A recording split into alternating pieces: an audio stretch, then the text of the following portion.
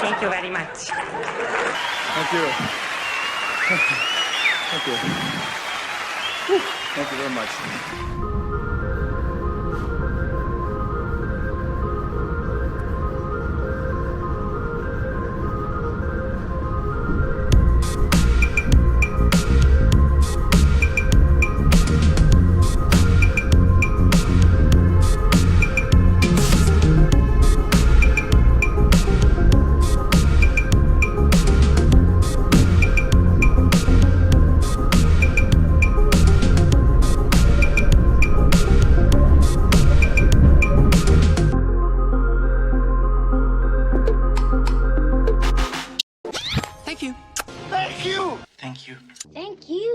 Thank you. Thank you. Thank you. Thank you. Thank you.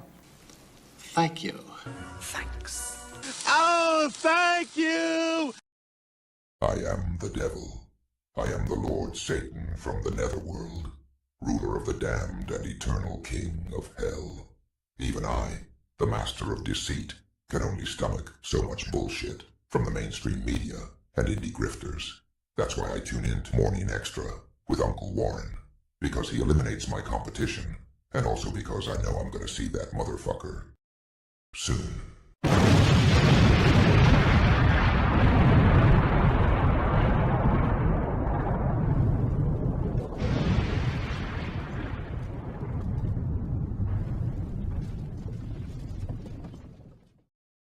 Deo,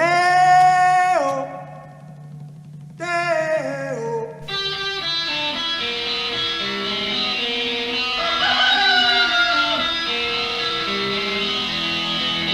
Baby's got a burger and a shooter and that naked won't go down. Baby's got a burger and a shooter and that shit won't go down. Corrosion to her thighs, erosion of her pride. Baby's got sugar, baby's got corrosion now, baby's got it. Greetings and salutations here from the Chicagoland area. 80 degrees and a little bit sunshine out there. All right, a little bit of sunshine in here too. Stop. Tis Friday. It is Morning Extra. I'm your host, Uncle Warren here, and we have a lovely show full of bad news for you, as always, and a long show too. This one's probably going to go about 3 hours, so we'll try to get into it as soon as possible. We also have a poll going on here. It'll relating to our one of our stories later. So will Mamdani make a positive difference in New York City if he wins in November? So yeah, he won the Democratic primary, and now he goes on to face a plethora of challenges. So he hasn't totally won yet. So. And normally it is, if you win the Democratic nomination, you go on to win, become mayor in New York more often than not because of the Democratic machine there. They will allow it, and so far they're allowing him this far, but there's some things that could muck up the woiks, as it were. So yeah, so we'll talk about that a little bit later. But yeah, take our poll there, and then giggity, and yeah, and then we'll add that to the mix. So let's shout out. I guess our YouTube folks are the only ones rising and shining. We got Willie Bragg in the house. Willie, do you have a show tonight too? Because the thing is, you had a surprise show last night. It was a surprise to me, so. I turned my radio to WHEW because I almost missed the whole thing. So I can't miss Willie Bragg's show. I like Willie's energy. Willie, whether you agree with him or not, Willie comes from a good place, you know, and it's, I think, see that, I don't call that punditry. I call that just, you know, expressing your opinions as someone who lives in this country, who's experienced a few things in their lives, and you want to share those experiences and see if they relate to what's going on today. And Willie's one of those cats that does that too. And plus he's got good taste in music too. So you might change it to tomorrow night. The plumber was here. Is that some sort of like, is that some sort of sex code? Willie, is somebody wearing a gimp suit? Is that what it is? I'm being evil. Don't listen to me, Willie. You know I want to go back to Titty Mountain. I haven't been there yet, but I want to go back to Titty Mountain. I can do this. OCD. Here we go. That's a little bit better. I have this thing the headroom. I used to run studio camera for the news a lot, and you know, I had this real, you know, ball breaker of a director. It's like, tilt the camera up. You know. Tilt the fucking camera up. Okay. So now when I do it for myself, I'm like, tilt the fucking camera up. I make myself cry. Kate, how you doing? I think Willie Bragg has good energy, and he has a good lens from which he views the present with the past. Yeah, of course. I think that's our job as Gen Xers. We have to be the storytellers. We have to pass on the wisdom from the way back to the younger generation that's hungry for knowledge. They really do dig that 80s shit, man. These kids, man, they'll be watching shit like, you know, The Last Starfighter and stuff like that. They'll be like, damn, y'all grew up with this? That's drop in the ocean, kid. Oh. I'm being slacking on my greetings. Mystery, good to see you, dear. I hope you're doing well. You may have to take Unc outside with me if the show's going to be a longie. Uh-oh. Oh, wait. Oh, you're going to take me outside? Yeah, you should if the weather's nice. We got several stories. And you know how I do it. I ain't sitting there waiting on, you know, pontificating on everything. I'm not saying that people do that, even though there are people who do that. I can't do that. I just got to roll through it. We got Chuck's Intergalactic UFO Show Intergalactic, another dimension, another dimension, another dimension, another dimension. In the house or out of the house, in space. I got this little phlegm thing that's trying to fuck me over. So there may be a little bit of this. And it always happens right when the show starts. Yeah,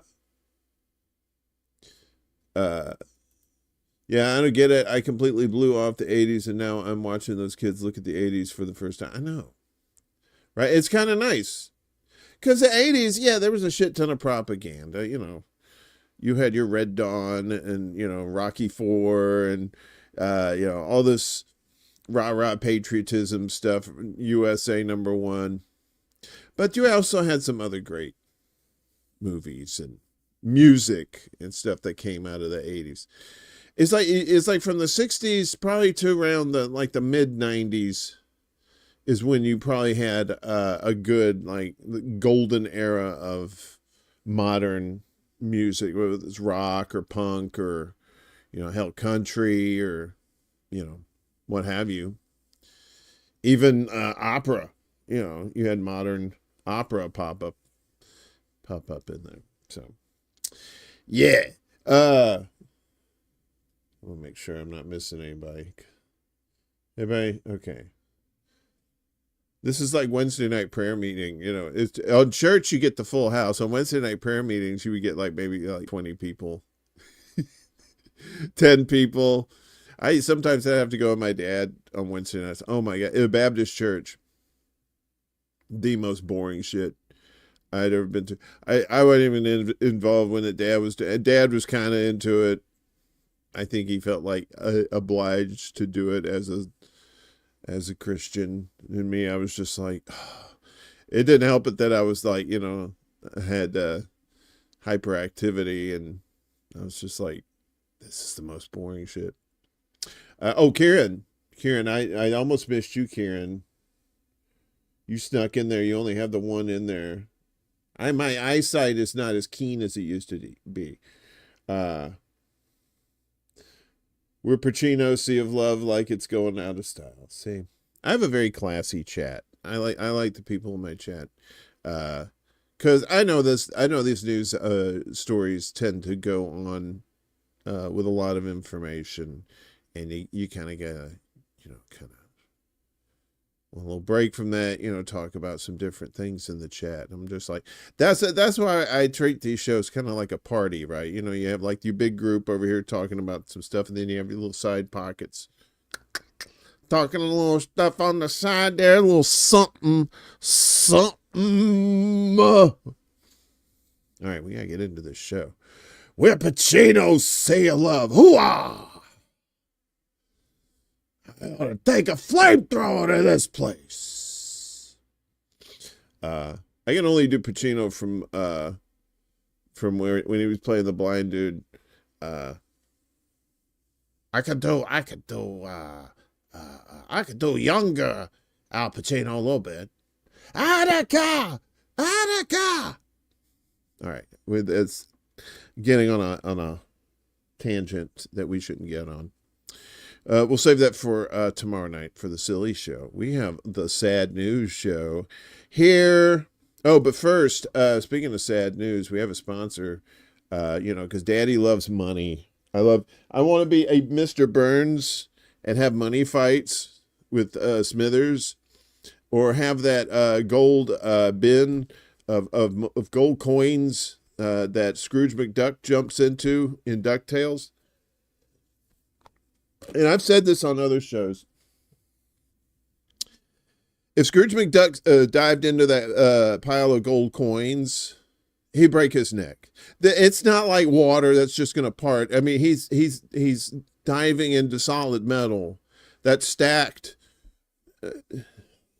See, and I bet you there were children that tried that too. Tried to, put a bunch of fucking pennies into a kiddie pool and tried to dive into it. Look, I'm Scrooge McDuck. Oh, look at me, I'm paralyzed.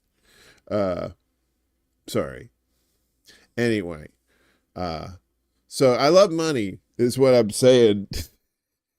In a roundabout family circus, I'll eventually get to the point kind of way. So we have a sponsor, of course. I gotta scoot over here for this guy. Here you go. It's Desperation. I gotta read the copy here because they'll kill my family if I don't. It's Desperation Blend Extra Dark Roast Ground Coffee. MMM. If you've got your closed caption on. Roasted in Mel's Hole, where sheep give birth to baby seals and solid ice cube blocks light on fire. This blend screams, you must have lost a bet. The bland flavors will remind you of the time you walked in on your boss and your wife having anal sex in Star Trek uniforms. I don't know who writes this stuff. This is terrible. Are you allergic to money and generally hate your life? Are you looking for less coffee taste and more cat shit flavor like you love in Kopi Luwak? That's that cat shit coffee. You ever said the cats eat the coffee beans and then they poop out the beans and then they take the beans and then they make coffee out of it? True story. What's up, Ellen? Good morning, dear. Over there on the Facebook. Holding it down. Sorry, I got to get paid here, Ellen. Give me a second. Did you have a falling out with your stomach lining, and now you want to punish it with the equivalent of drinking liquid plumber? Oof. Ouch.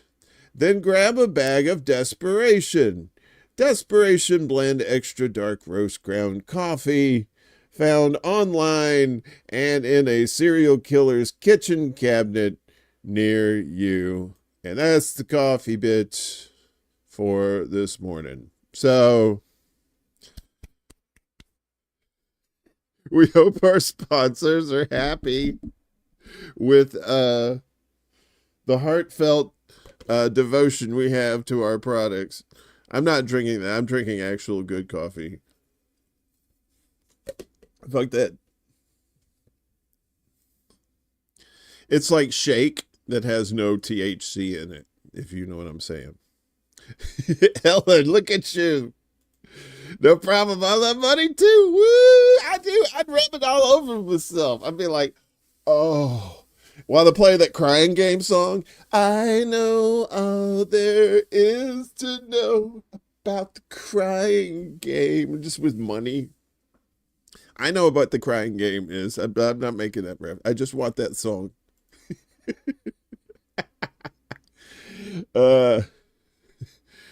Dude, not safe for this show is not safe for work. You're not new to this planet. Come on. All right. So we wasted enough of your time. All right. So I think we got that out of the way. We'll do our little promo stuff later for the shows later that are coming up. But first, of course, who's your favorite villain in the Middle East? The only one with nukes. I'll give you a hint. Rhymes with piss real. And it's Israel. If you didn't figure that one out. Israel ramps up strikes on Gaza, killing 103 Palestinians over 24 hours.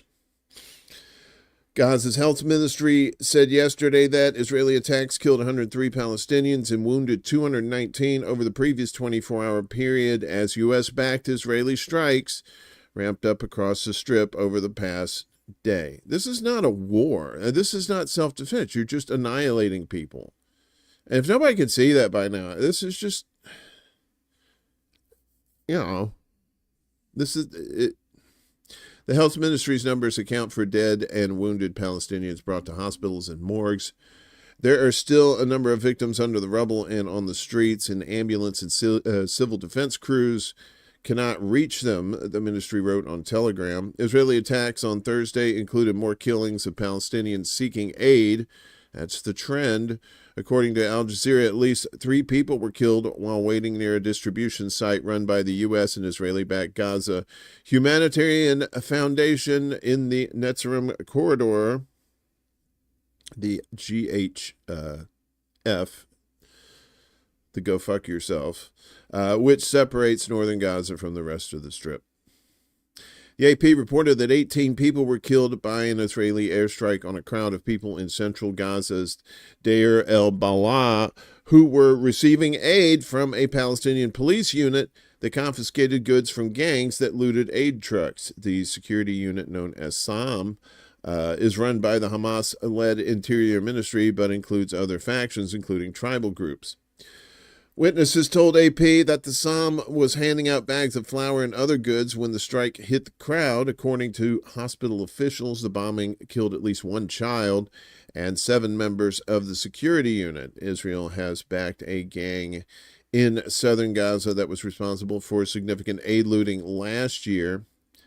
The strike on the security unit came after Israeli officials announced a halt to aid shipments over claims that Hamas was stealing aid, which has been denied by Palestinian clans in Gaza. And, of course, Israel has not provided any proof of this to date. Who say armed men seen on aid trucks were providing security against looting. Israeli strikes also pounded other targets across the Strip, and photos and videos from Gaza show many children among the dead and wounded. Medical sources told Al Jazeera that at least 15 people were killed in 2 separate Israeli attacks on Gaza City, including 9 who were killed in the bombing of a school turned shelter for displaced Palestinians, because, yes, everything is Hamas. Hamas, Hamas, Hamas. In Khan Yunis, southern Gaza, at least 9 people were killed by strikes on a tent encampment, and 5 were killed by the bombing of a car. The health ministry said the latest violence has brought the death toll since October 7th to 56,259, but of course there's thousands more missing and under the rubble too. And the number of wounded, 132,458. Studies have shown that the health ministry numbers are significant undercount, as I just said, and estimates that factor in indifferent or indirect deaths caused by this Israeli siege and destruction of all of Gaza's civilian infrastructure bring the death toll into the hundreds of thousands, right? Not to mention the ones that were disappeared as well. That's Dave DeCamp over at antiwar.com. Check them out for good aggregation of news sources, news stories, and they do their own good reporting as well. So we need more of that, more more journalism, less yakety yak, right? Meanwhile, it's back to back, but it's Kyle Anzalone over at Libertarian Institute reporting on Israel suspends aid deliveries in Gaza. It was a good run, but feeling good knowing that you kind of sort of helped a little bit was just too much for Israel, I guess. Israel announced that no aid would enter Gaza for at least 2 days, claiming that Hamas has seized some shipments. There you go. The Penguin, the Joker, the Riddler. Which one is it? Oh, it's the Hamas. That must be the Hamas. Holy propaganda, Batman. While Palestinians deny the aid was diverted, some Israeli ministers are calling for shipments to be ended entirely. Gee. Shocking. On Wednesday, shit-face, fuck-off Benny Hanna and Defense Minister Israel Katz announced that aid would stop entering Gaza until the Israeli Defense Ministry can work on a plan to keep aid from falling into the hands of Hamas. Oh, why, you rotten Hamas. However, Tel Aviv did not provide evidence that Palestinian militants were seizing the shipments. Tel Aviv did not provide evidence is a theme. You can get a t-shirt with that pretty soon, probably, from the merch store. The merch store that doesn't exist right now, but might exist. So, I don't know. I don't think people's buying merch anymore. At least not, well. One Palestinian official said armed men have escorted the aid shipments to prevent looting. Tel Aviv has backed a Palestinian group with ties to ISIS that has stolen some aid shipments. Because sure, yeah, I think we told you about that, how they had that ISIS group down there, or IS group. Currently, a limited amount of aid is entering the Strip to be distributed by the Gaza Humanitarian Foundation, the GHF. The GHF has been met with intense scrutiny from other aid agencies and people with eyes and ears, too, who can see what the fuck's going on, as obtaining aid at the GHF site has become deadly for Palestinian aid seekers. Yeah, it is. They set up the site and they're like, hey, come get some aid. And then all of a sudden, pop, pop, pop, pop, pop, pop, pop, pop, pop.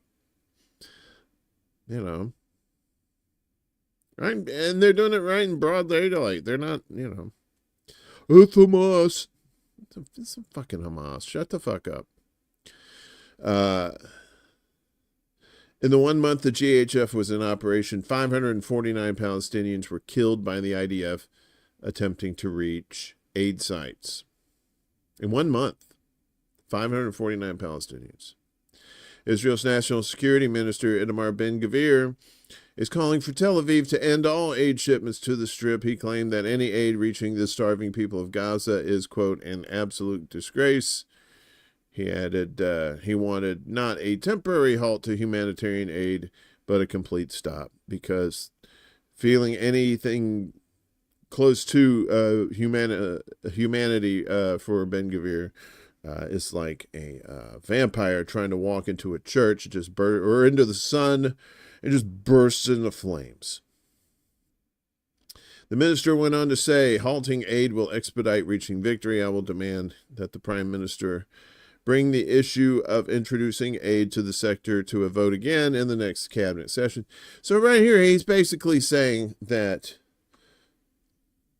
the population is the enemy, not Hamas. It's not just Hamas, it's the population, right? Halting aid will expedite reaching victory.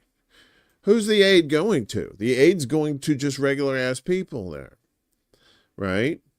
If you halt the aid to Hamas, and if you halt the aid to everybody, you're halting the aid to Hamas, but you're also punishing everybody else, and that is war crime, buddy. Yeah, you don't do that shit. I think somebody say, I have friends who always ask me, and I ask them too, like, when are people going to see this and stop this? Right? they got this new guy that might be the new New York mayor, but they're like, well, he's got all these great ideas. It's like, well, yeah, there's a lot of people with great ideas. But when you have to deal with the New York City Council, and the NYPD union, you're going to run into some troubles, right? So it's like I always said, it's like, don't try to frost a turd with delicious icing. You want to frost a cake with it, right? Right now, people are trying to frost a turd, thinking that anybody that they elect is going to change things. And with the current system, it's not possible. I mean, I'm all for having different ideas, progress, like actual progress. Some Star Trek shit. We start building replicators and stuff so we don't have to worry about food and shit. I want to get there. But I digress, How do we let people get away with such atrocities? At least in World War II, you didn't have camera phones and stuff like that. You didn't have the internet. You didn't have instant access to information on the battlefields. So you weren't aware of what atrocities were going on. And today you can't say that. You're fully aware of the atrocities, and they're straight up atrocities. There's no sugarcoating it. It's like they're capping little kids in the head. Come on. Anyway. But despite, getting the shit knocked out of him by Iran, Bibi still is looking good in the polls. Netanyahu sees poll boost after Iran war, but coalition still short of majority. So yeah, they did the ceasefire on Tuesday. It was kind of funny. All these people were saying it's not gonna be a ceasefire, and then they like, wait a minute, Trump just said there was. That's what they say. Iran and Israel both said. Wait, what?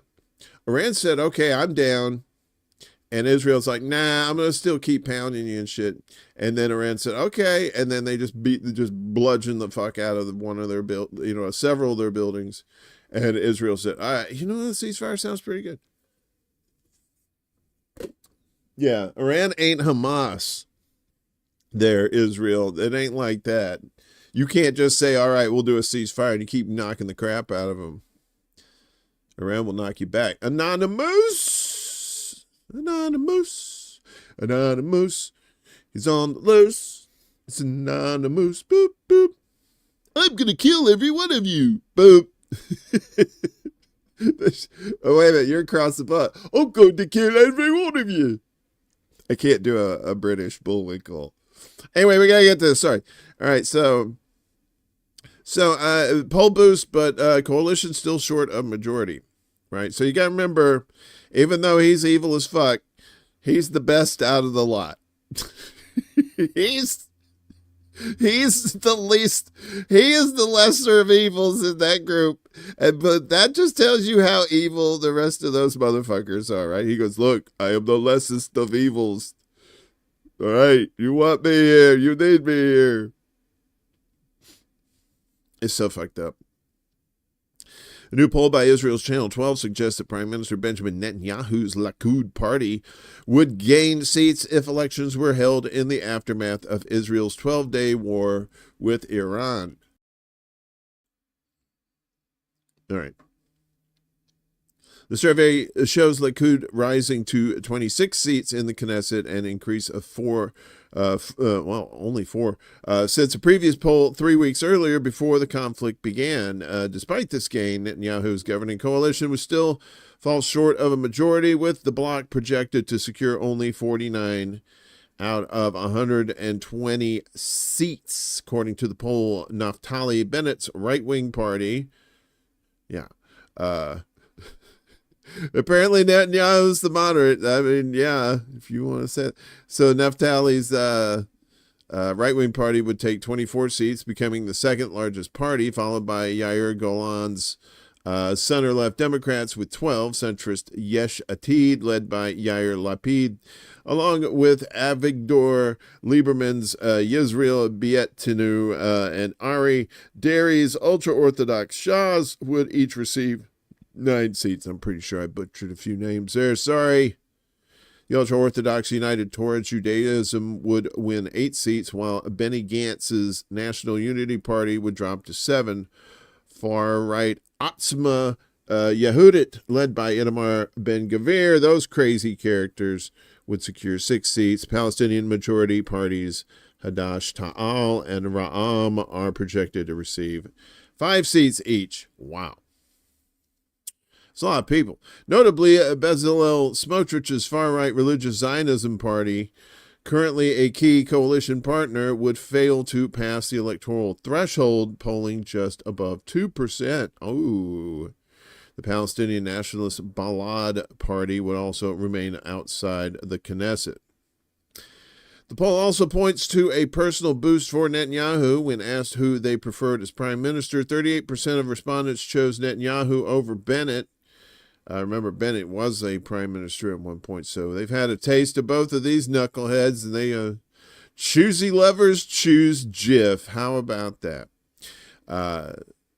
Who polled at 35%. Netanyahu also led more comfortably against other opposition figures, with 42% support against Lapid's 21%, and 40% against Gantz is 21%. Overall, 49% of respondents said they favored holding elections as soon as possible, compared to 42% who supported waiting until the scheduled date at the end of 2026. So I guess that's the scheduled date for election, but you can have a snap election, right? Like if the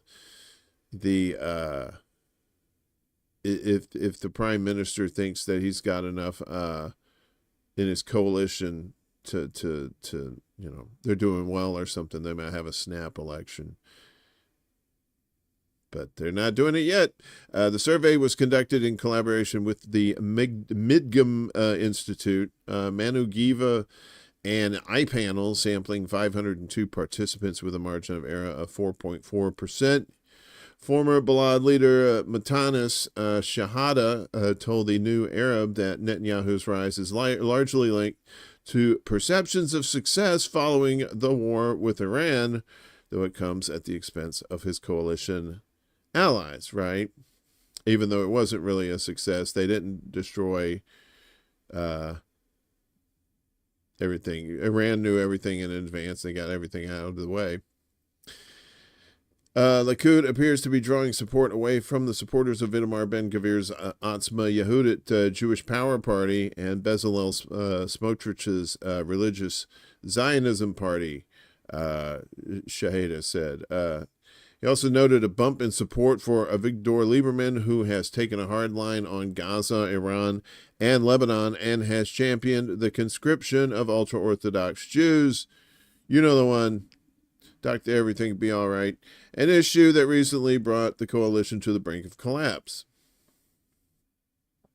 While Gaza remains a contentious issue, Shaheda believes it may have less impact on upcoming elections than Netanyahu's military narrative around Iran. It seems like Netanyahu himself will initiate early elections to capitalize on the positive public sentiment resulting from the war with Iran and make it a central theme of the campaign, Shahada said. I mean, he could, but he's not going to have the support. Yikes. Yeah, so he got a little bump. And that's the thing about propaganda, right? It's that you get a little bump from some dumb shit like that, right?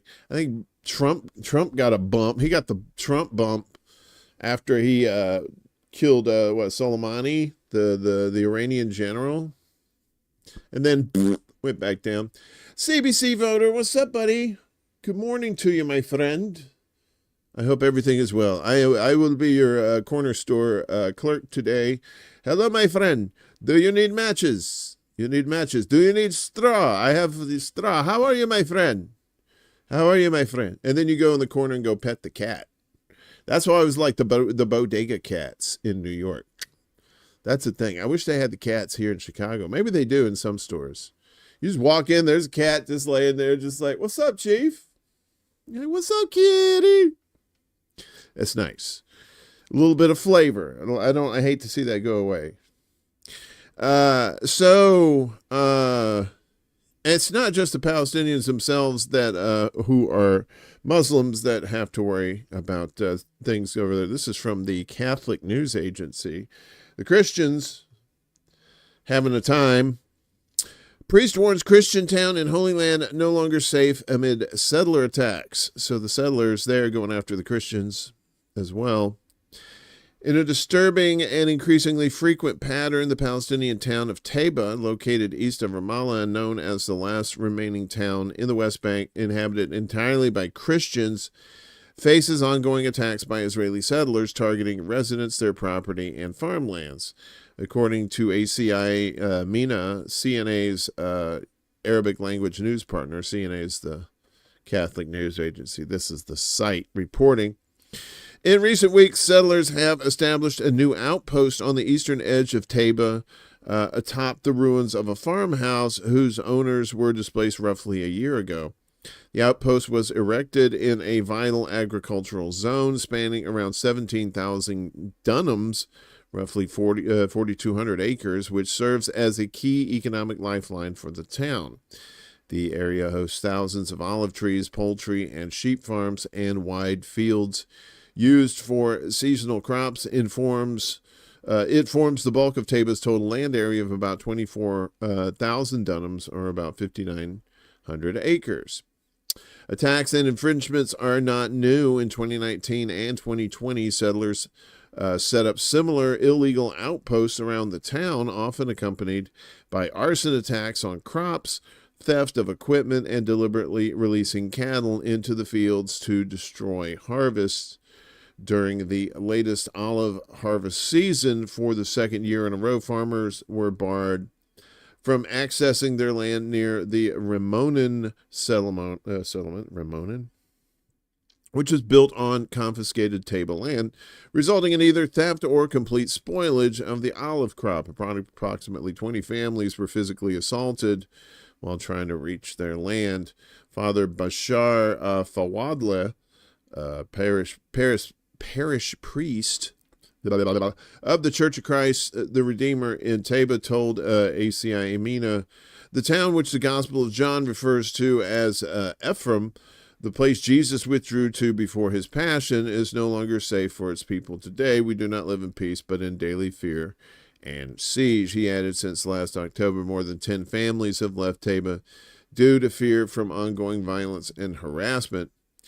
Fawadleh also described further Israeli-imposed restrictions. Alongside these attacks, Israeli authorities have installed iron gates at the town's entrances, severely disrupting residents' access to work and essential services. These limitations, combined with mounting agricultural restrictions, have worsened unemployment and deepened the economic crisis, leading many to consider emigration. He added, these days settlers are grazing their cows on a hill planted with olive and barley fields right next to the people's homes. Locals see this as part of a systematic effort to strangle them economically and push them out.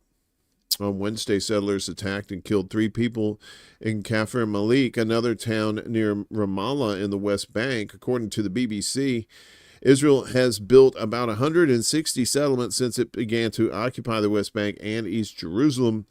Although the Israeli government disagrees, the vast majority of the international community considers the settlements illegal under international law, which they totally are. So it seems like Israel is just like a hell on earth right now, right? Amongst other hell hot pockets around the world too, right? Including the one that's brewing right here at home. As we're starting to see our little dystopia form. You always saw like all those 80s B-movie apocalypse of the future, right? And it was always just like this desert and like old wrecked cars and crumbled buildings and and then whatever, right? But maybe it's going to be the same thing. It's going to be like Idiocracy. Buildings are going to fall into each other, and then we're just going to tie them together with a big cable. Good times, right? Well, meanwhile, the UK government is getting some fresh questions about their relationship with Israel, particularly over the legality of F-35 exports to Israel. So yeah, they've been doing this back and forth. Yeah, we're limiting what we're sending to Israel, and it turns out they're not. They get busted lying every time. The chair of the UK Parliament's International Development Committee has raised major concerns over the government's legal justification for continuing to send British-made F-35 components to Israel. In a letter sent to Business Secretary Jonathan Reynolds on Thursday, Labour MP Sarah Champion, that's a very British name, Champion, said that she was troubled by the government's decision to allow the export of the parts indirectly to Israel, given its own assessment that there were clear risks of serious violation of international humanitarian law by Israel in Gaza. I remain concerned that there's a real risk that weapon components manufactured in the UK could be used in attacks, including those on aid workers or humanitarian infrastructure, she wrote. Kind of like doing a British lady's voice, like an old lady's voice. It's like, hello! I'm not going to keep doing that. That's silly. Adherence to the rule of law, including international law, is fundamental if we're to take a position of leadership on the world stage. We must respect and ensure respect for international humanitarian law. Last September, the government suspended around 30 arms exports licenses after a review ordered 30 out of like 200 and something. After a review ordered by the newly elected Labour government found that Israel might have used British-made weapons in serious violations of international law in Gaza. Gee, you think? UK-made F-35 components sent to the F-35 program's global pool were exempt over concerns that there was no way to stop sending British parts destined for Israel without disrupting the entire global fleet and endangering international peace and security. Security. There it is. Court documents and a legal challenge to the government's arms exports to Israel show that senior British officials talked to their American counterparts shortly before the announced suspensions to try to stop UK parts from going to the pool, but concluded that there were too many obstacles. One main issue was that under the governing MOU, the F-35 program is overseen by an executive steering board, which is chaired by the U.S. and comprises representatives of participating states and makes decisions by consensus. All participant states would have to agree for components being used in Israeli F-35s to be limited, and logistics that are not currently used would have to be put in place to separate out components destined for Israel, the court documents outline. However, Champion questioned whether the exemption of the UK-made F-35 parts from the suspension was compatible with the UK's legal obligations, particularly under the Arms Trade Treaty and the Genocide Convention. She has asked Reynolds 10 questions focused on these issues, including what legal authority the government has relied upon for the exemption. She also asked whether the government accepted that the duty to prevent genocide in Gaza had been triggered. If so, what steps is the UK taking to employ all means and do all in their power to prevent genocide as far as possible, she wrote. Similar concerns have been raised by the UK-based Global Legal Action Network, or GLAN, because good thing it didn't have a D on the end of it. That'd be just kind of disturbing. And the Palestinian human rights organization Al-Haq, which have challenged the UK government's decision in the High Court. They have also They have also been raised by Business and Trade Committee Chair Liam Byrne in a series of letters sent to Foreign Minister Stephen Doughty over the past 7 months. Ooh, naughty Doughty. Most recently, Byrne has proposed that Doughty and other Foreign Office and Ministry of Defense Ministers, the School of Redundancy School, appear before his committee before the summer recess to answer questions, among other issues, about government data, which shows that licenses for the export to Israel of $169 million worth of military equipment were approved in the 3 months following the September 2024 suspensions. Champions questions come as the UK government announced this week's plans to purchase 12 new F-35 jets that can carry U.S. nuclear weapons. She has asked Reynolds for answers by July 11th, which is curious about the F-35 jets. We had that story, what was it, a couple of days ago, maybe a couple of shows ago, how they have this new tech that can make their radar look like there's like thousands of targets and you don't know who to get. SpaghettiOs. It's P-Stuff. What's up, P-Stuff? Hi. How you doing, my friend? If you're watching on Rockfin, today is the last day of this show live on Rockfin. So it's all down in the scroll, but basically they stopped letting us set up free shows. Well, we can only set up premium shows, and nobody really watches that much on here anyway. So we're exploring other avenues. We're still on Rumble and YouTube and Facebook for now. Looking into maybe Odyssey. I don't know, maybe Telegram or something. I don't know. We'll try to see if we can get another thing. But it's got to be easy to hook up to. I can't be doing like these incantations and shit. And like, okay, I got to make this thing. Yeah, I don't want to do that. So anyway, now back to the countdown. How's everybody doing? You got your coffee? Are you waking and baking? What are you doing? Are you drinking tea? Are you enjoying your tea? What's next? What do you got here?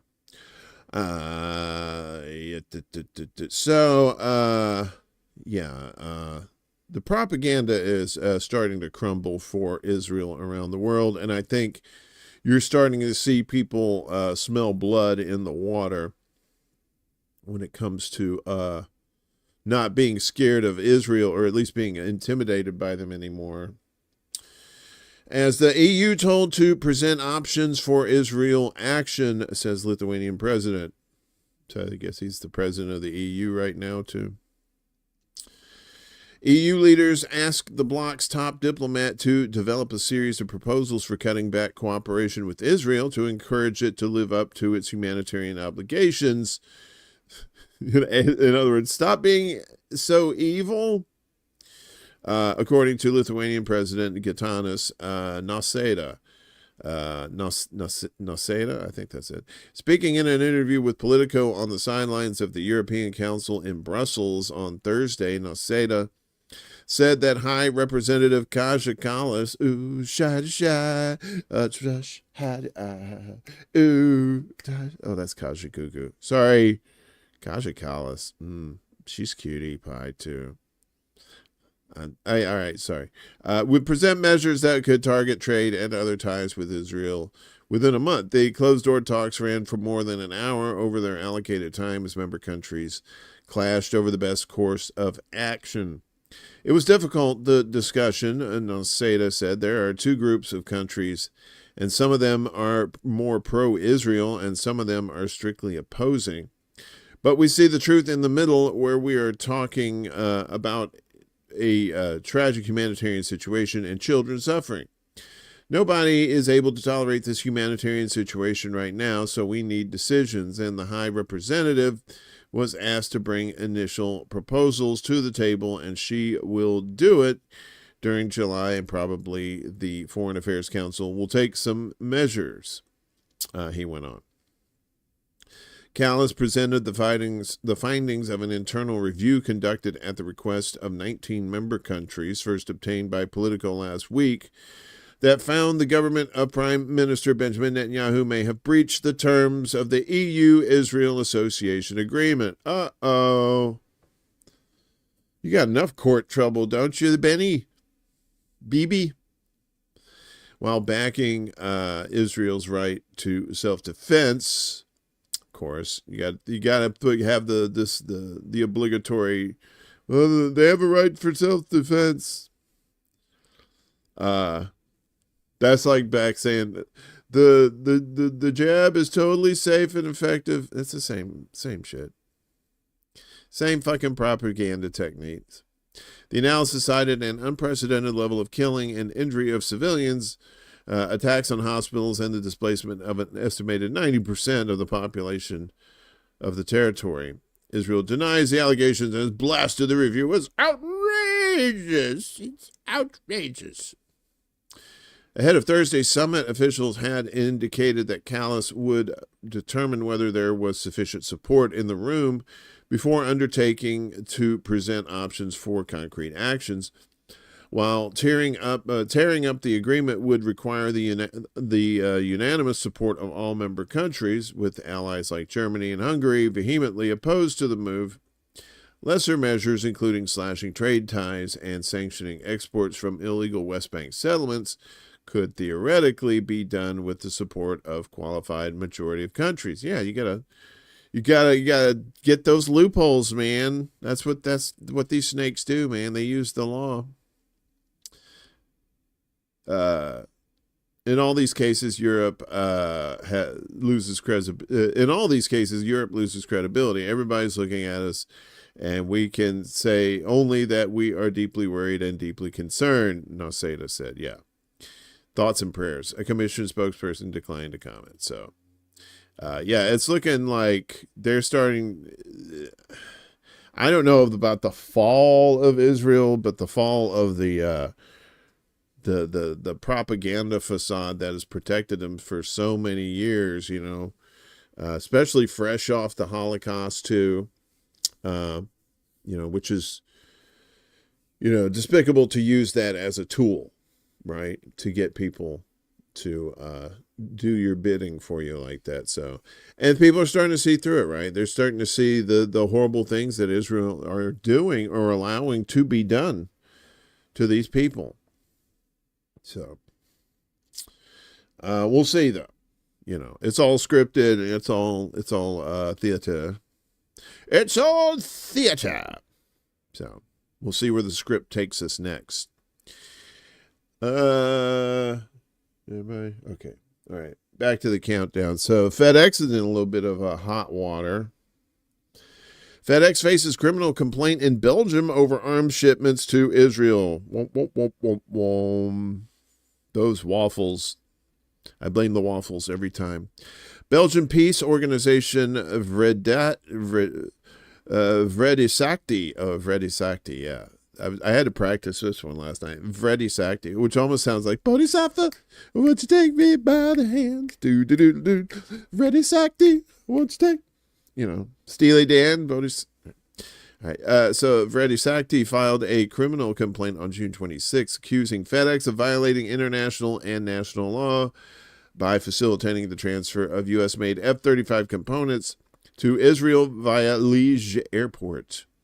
My liege!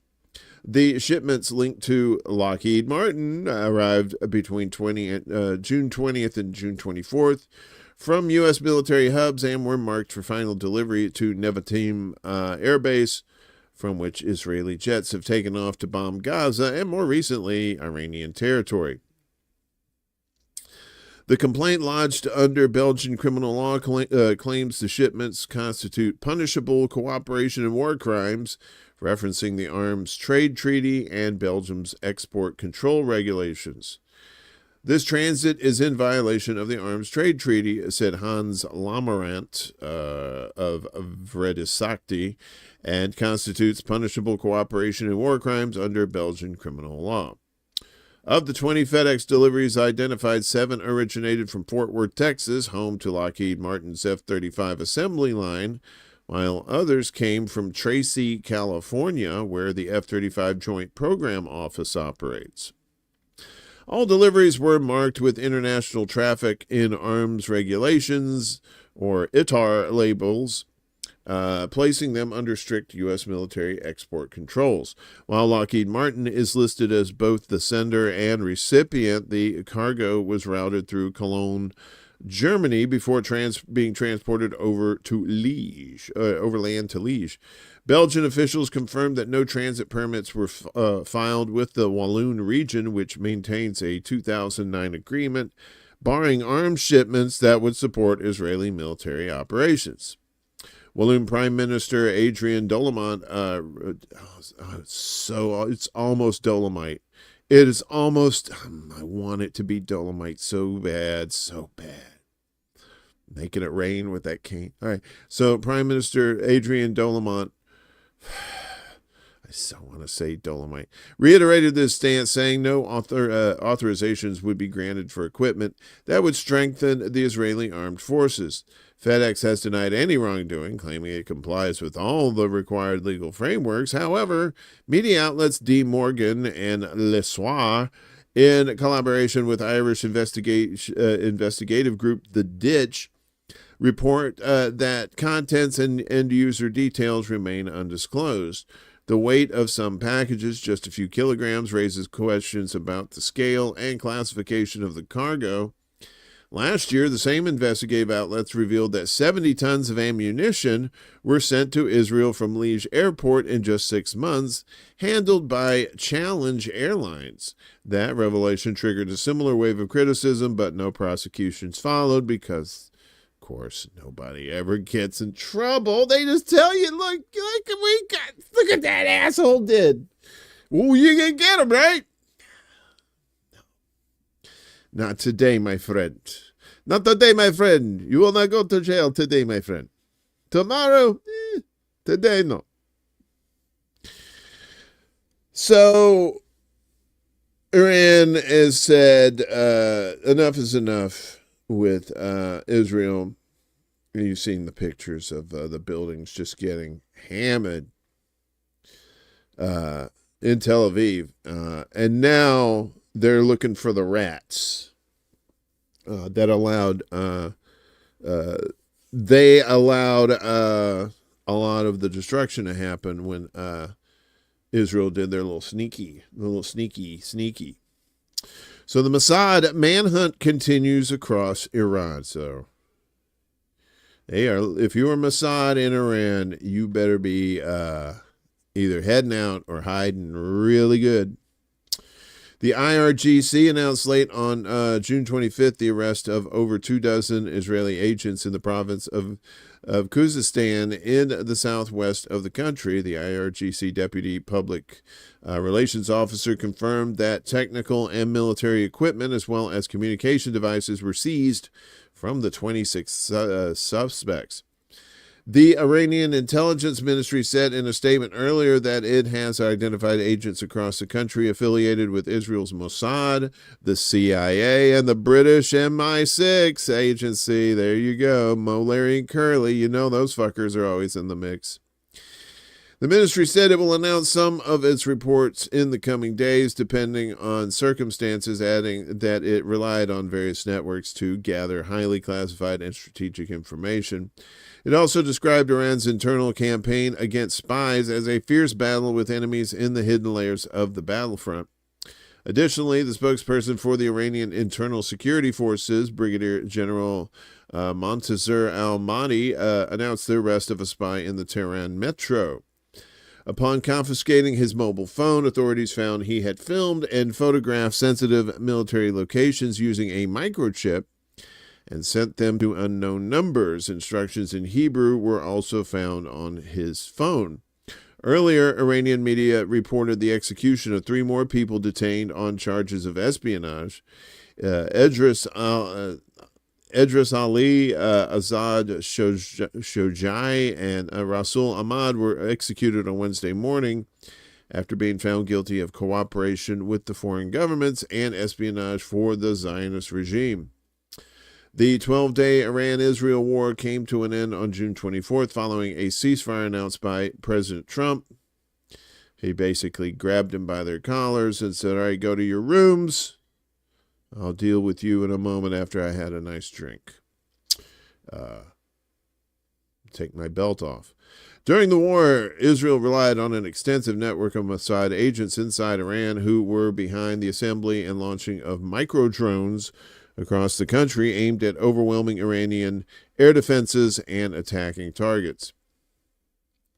Prior to the start of the Israeli war, the Mossad had established drone production sites and launch bases, which were activated on June 13th to complement Tel Aviv's campaign, according to several recent reports. A little over 1 week ago, Iranian authorities raided a 3-story building on the outskirts of Tehran, uncovering a facility for assembling drones and explosives. The day before the ceasefire, Iranian media reported the seizure of 10,000 drones used by agents inside Iran since June 13th. So, and that's the future of warfare too. So you don't send in people to knock out facilities and stuff. You send in drones. Drones, you don't have any human loss there. You're just flying, some guy's got a controller, it's just, flying the shit around, right? So it's easy to sneak into a country and build you just need these little bitty things that can just fly into the air, and they'll think it's give it a signal that it's a missile or something, and it'll, But then Iran could do that too. They could sneak into Israel and set up stuff like that. And was to say they haven't done that yet and are about to unleash the surprise. But, and I would think that would be a good thing for Iran to do that too, especially if they have those Iron Dome batteries in residential areas. You could take these drones and you could micro-target these Iron Dome things without hitting the residential areas. So, but that's not how Israel plays. Israel says, everybody's Hamas. What? That's Cleveland, Ohio. What are you doing? No, I don't care. They're Hamas too. So Mossad on the run in Iran, but they're smart. They know how to stay hidden, but some of them are getting caught. They're going to spill the beans too. So Azerbaijan, what was their role in the 12-day roll? Well, Iran says Azerbaijan denied letting Israel use its airspace in 12-day war. And this guy, that mustache. It doesn't have to be like that. The Iranian presidency said Thursday that Azerbaijan has denied reports it allowed Israel to use its airspace to launch strikes during the 12-day war with Iran. The remarks came during a telephone call between President Mossad Pezeshkian and his Azerbaijani counterpart, Ilham Aliyev. The president's office said Israel launched a major bombing campaign on June 13th that targeted Iranian nuclear and military facilities and killed top scientists and commanders. Ceasefire between Iran and Israel took effect on Tuesday. Pezeshkian urged Azerbaijan to investigate reports that Israel had launched drone and micro-light attacks into Iranian skies through the airspace of the Republic of Azerbaijan, the presidency said. It added that Aliyev had denied the reports, saying the Azerbaijani government would not in any way allow its skies to be used against the friendly and brotherly country. A readout of the telephone call from the Azerbaijani side did not mention that part of the discussion. A day after the start of the Iran-Israel war, Azerbaijan said it would not allow its territory to be used for attacks against Tehran. Azerbaijan will never allow its territory to be used for attacks on third countries, including friendly Iran, Foreign Minister Ceyhun Bayramov told his Iranian counterpart Abbas Araghchi at the time. Tehran has previously expressed concern that Azerbaijani airspace could be used for an attack by Israel, a major arms supplier to Baku. And I'm sorry, Baku just sounds like some sort of Star Wars planet. It really does. Now I can't unhear Baku. Then they've got like Ewoks and shit. So, the IAEA, we know, is this very shady organization, and Iran has basically said, you know what, chicken in a bucket, fuck it, we're out. As Iran ratifies ending cooperation with UN nuclear watchdog. This guy with the hair. Iran's Guardian Council ratified a bill yesterday to suspend all cooperation with the International Atomic Energy Agency, or the It's fun to stay at the IAEA. The move came a day after Parliament overwhelmingly approved the measure in response to Israeli and U.S. attacks on the country's nuclear sites. Yep, sounds appropriate. France and Russia have both warned against the move, urging Iran to maintain cooperation with the UN agency and avoid escalating the nuclear standoff further. Come on. Come on. Yeah, sure, they're shady as fuck, but come on. I'm surprised Russia is talking about that. They know about the IAEA.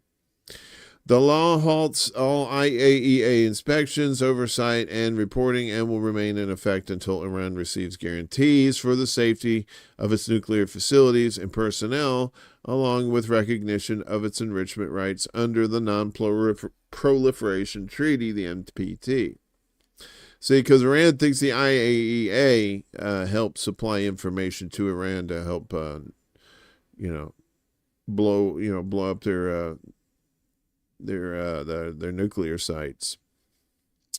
According to a senior political source cited by Amwaj.media, the suspension takes effect immediately and does not require further government approval. French ambassador to the UN, Jérôme Bonifant, warned on June 24th that failure to resume negotiations with the IAEA could trigger the JCPOA's snapback clause, which allows participant states to unilaterally reimpose UN sanctions if Iran is found to be in serious breach of its commitments. Kind of like not seeing your parole officer. He called for a, quote, strong, verifiable, and lasting agreement, emphasizing that diplomatic channels must remain open. Russian Foreign Minister Sergei Lavrov also opposed Tehran's decision, calling for continued engagement with the IAEA to support Iran's long-standing position that it does not seek to develop nuclear weapons. The Kremlin described the vote as a direct consequence of Israeli and U.S. airstrikes on Iranian nuclear infrastructure and criticized the agency for failing to condemn the attack. The Kremlin can't be that. They can't be stupid. They failed to condemn the attacks because they helped plan it. Stupid. See, that's why you don't worship countries. Like, yeah, if they're doing shit against the U.S., that's one thing, but when you do dumb shit like that, come on. Iranian officials and lawmakers have accused IAEA Director General Rafael Grossi of double standards and complicity in enabling Israeli targeting. Deputy Speaker Ali Nikhzad labeled Grossi a liar, while Parliament Speaker Mohammad Bagher Ghalibaf said the attacks would only accelerate Iran's nuclear program. Yeah. Which they said, yeah, that's what they would do. Foreign Ministry spokesman Ismail Bagai condemned what he described as Washington's torpedoing of diplomacy and said Iran no longer sees value in engaging under the current framework of the NPT. He reaffirmed that the country's nuclear activities would continue regardless of international pressure. Grossi responded to the developments during remarks in Vienna on June 25th, saying Iran's enriched uranium may be there, maybe not, but maybe. You know who may be there too? Santa Claus and kittens. There may be kittens there too. Oh, there's kittens. May be there. Likely relocated to protected sites, and that resuming inspections was his top priority. Speaking the next day in Paris, he stressed that Iran's cooperation is a legal requirement under the NPT, not a concession, and called for immediate access now that the ceasefire is in effect.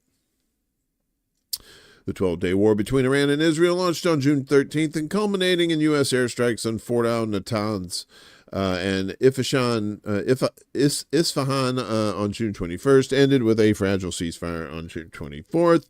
Throughout the war, IAEA access to Iranian nuclear sites was cut off, and Tehran has since insisted that cooperation will not resume unless its security demands are met.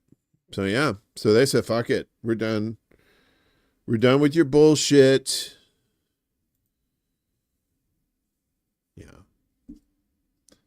All theater. So, you've heard of BRICS, right? You may have also heard of Brick House, which was back when the Commodores were cool, man. She's a brick house. She's mighty, mighty. A dingo ate me, baby. Good to see you. Hi, fam. Classic. You should trademark that. You should do hi, fam, ? And then TM right after it. Blue moon, red, white. Lucy, I loved your show yesterday. Going after this cat. We're going to be talking about here in just a second, I think. Did I miss him? Wait a minute. Hang on a second. No, we just have a long show. We're getting to it. Hope you're doing well. Stephanie's broken glass today. What's up, Stephanie? Womp. Yeah, good show. She got pissed. What's up, Wesley? Good to see you. Lucy got them crazy eyes, and then when Lucy's getting mad with the crazy eyes, hell yeah, that's like Rodney Dangerfield on PCP, man. I don't want to be a part of that. But she was so pissed off at that dude. And he is. He's just AOC with a beard, with a nicer beard. Shit. I see pictures of AOC. She be AOC seeing a lot of food.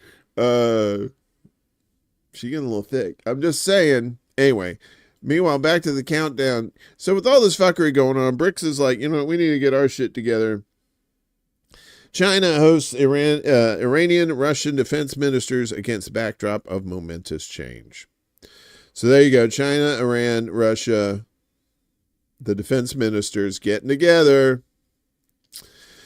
China hosted defense ministers from Iran and Russia for a meeting in its eastern seaside city of Qingdao on Thursday against the backdrop of war in the Middle East and a summit of NATO countries in Europe that agreed to boost military spending. Beijing has long sought to present the 10-member Shanghai Cooperation Organization, the SCO, as a counterweight to Western-led power blocs and has pushed to strengthen collaboration between its member countries in politics, security, trade, and science. The Qingdao meeting of the organization's top defense officials comes as a fledgling ceasefire between Israel and Iran holds after 12 days of fighting between the arch foes. 12 days of Iran beating the fuck out of Israel. It's also being held the day after a summit of NATO leaders in The Hague, where members agreed to ramp up their defense spending to satisfy Trumpy. Chinese Defense Minister Dong Jun framed Thursday's meeting of officials in Qingdao, home to a major Chinese naval base, as a counterweight to a world in chaos and instability. Desert Mantis, you old son of a biscuit eater, I see you in the night. Your crazy eyes, your wanton, I don't know, I got nothing. Good to see you, man. I hope you're doing well. Anyway. As momentous changes of the century accelerate, unilateralism and protectionism are on the rise, Dong said as he welcomed defense chiefs from Russia, Iran, Pakistan, they got nukes, Belarus, will you do the fandango, and elsewhere on Wednesday, according to state news agency Xinhua. Hegemonic, domineering, and bullying acts severely undermine the international order, he warned. He urged his counterparts to take more robust actions to jointly safeguard the environment for peaceful development. India's Defense Minister Rajnath Singh, also in attendance in Qingdao, said that SCO members should collectively aspire to fulfill the aspirations and expectations of our people, as well as tackle today's challenges. The world we live in is undergoing a drastic transformation. Globalization, which once brought us closer together, has been losing momentum, he said in comments posted by his office on the tweeters. And one little side note here, how people saying, yeah, we need to explore the universe and, meet other cultures and stuff like that out there, Star Trek-y shit. Well, globalization brought people together here on this planet. Look what happened. We found out how much we really hate each other. We probably shouldn't do that in space. And meeting Dong, giggity, they really shouldn't have said that. And meeting that person on the sidelines of the summit, Russian Defense Minister Andrei Belousov hailed ties between the two countries as being at an unprecedentedly high level. Friendly relations between our countries maintain upward dynamics of development in all directions, he said. China has portrayed itself as a neutral party in Russia's war with Ukraine, although Western governments say its close ties have given Moscow crucial economic and diplomatic support. You mean like proxy? They're using Russia as a proxy? The U.S. is like, stop stealing our bits. Stop doing what we do. And Europe is basically going to tell Trumpy to go eat all the dicks as reeling from Trump rebukes. Europe weighs deeper ties with China. See, it's like the carrot and the stick, right? Who you gonna respond better to the person who's like whooping your ass, or are you gonna respond better to the person that's giving you like food and roads, fixing your roads and stuff like that? A lot of people tend to react more positively to the nice people. Reeling from Trump rebukes, Europe weighs deeper ties with China. This is by Diddy Tang. Diddy Tang. I'm just going to leave that there. Jilted, betrayed, dumped, or defiant. It's hard to describe the European Union after relentless attacks from its once dependable ally, the U.S. The threat from Donald Trump's second administration against Greenland, its sweeping tariff plans, and courtship of Moscow have firmed up some European leaders' vows to reduce their reliance on America. That has not gone unnoticed in another global power. China hopes for a Europe detached from the U.S. and is sensing an opportunity now to divide the West. Divide and conquer. They're using the playbook on the fuckers who invented it. For the past several years, the EU moved in lockstep with Washington to levy tariffs on Chinese electric vehicles and sanction Chinese officials accused of rights violations. Now, locked in a trade war with Washington that may be prolonged, Beijing sees the 27-nation bloc as a desirable partner in blunting the impact from Trump's tariffs and to maintain its strong global position. But for EU leaders meeting Thursday in Brussels to discuss China among a host of regional and global issues, managing ties with Beijing is no easy matter. An upcoming summit in China in July to mark the 50 years of ties might offer the first hint of new consensus between those two global behemoths. The EU-China economic ties are hefty. Bilateral trade is estimated at 2.3 billion euros per day. China is the EU's second largest trading partner in goods after the U.S. Both China and the EU believe it is in their interest to keep their trade ties stable for the sake of the global economy, and they share certain climate goals. Like the U.S., Europe runs a massive trade deficit with China, around 300 billion euros last year. It relies heavily on China for critical minerals, which are also used to make magnets used in cars and appliances. As European companies are seeing declining profitability in China, Brussels is hoping Beijing will follow through on recent pledges, like one announced Thursday by the Ministry of Commerce to ease restrictions on foreign business ventures.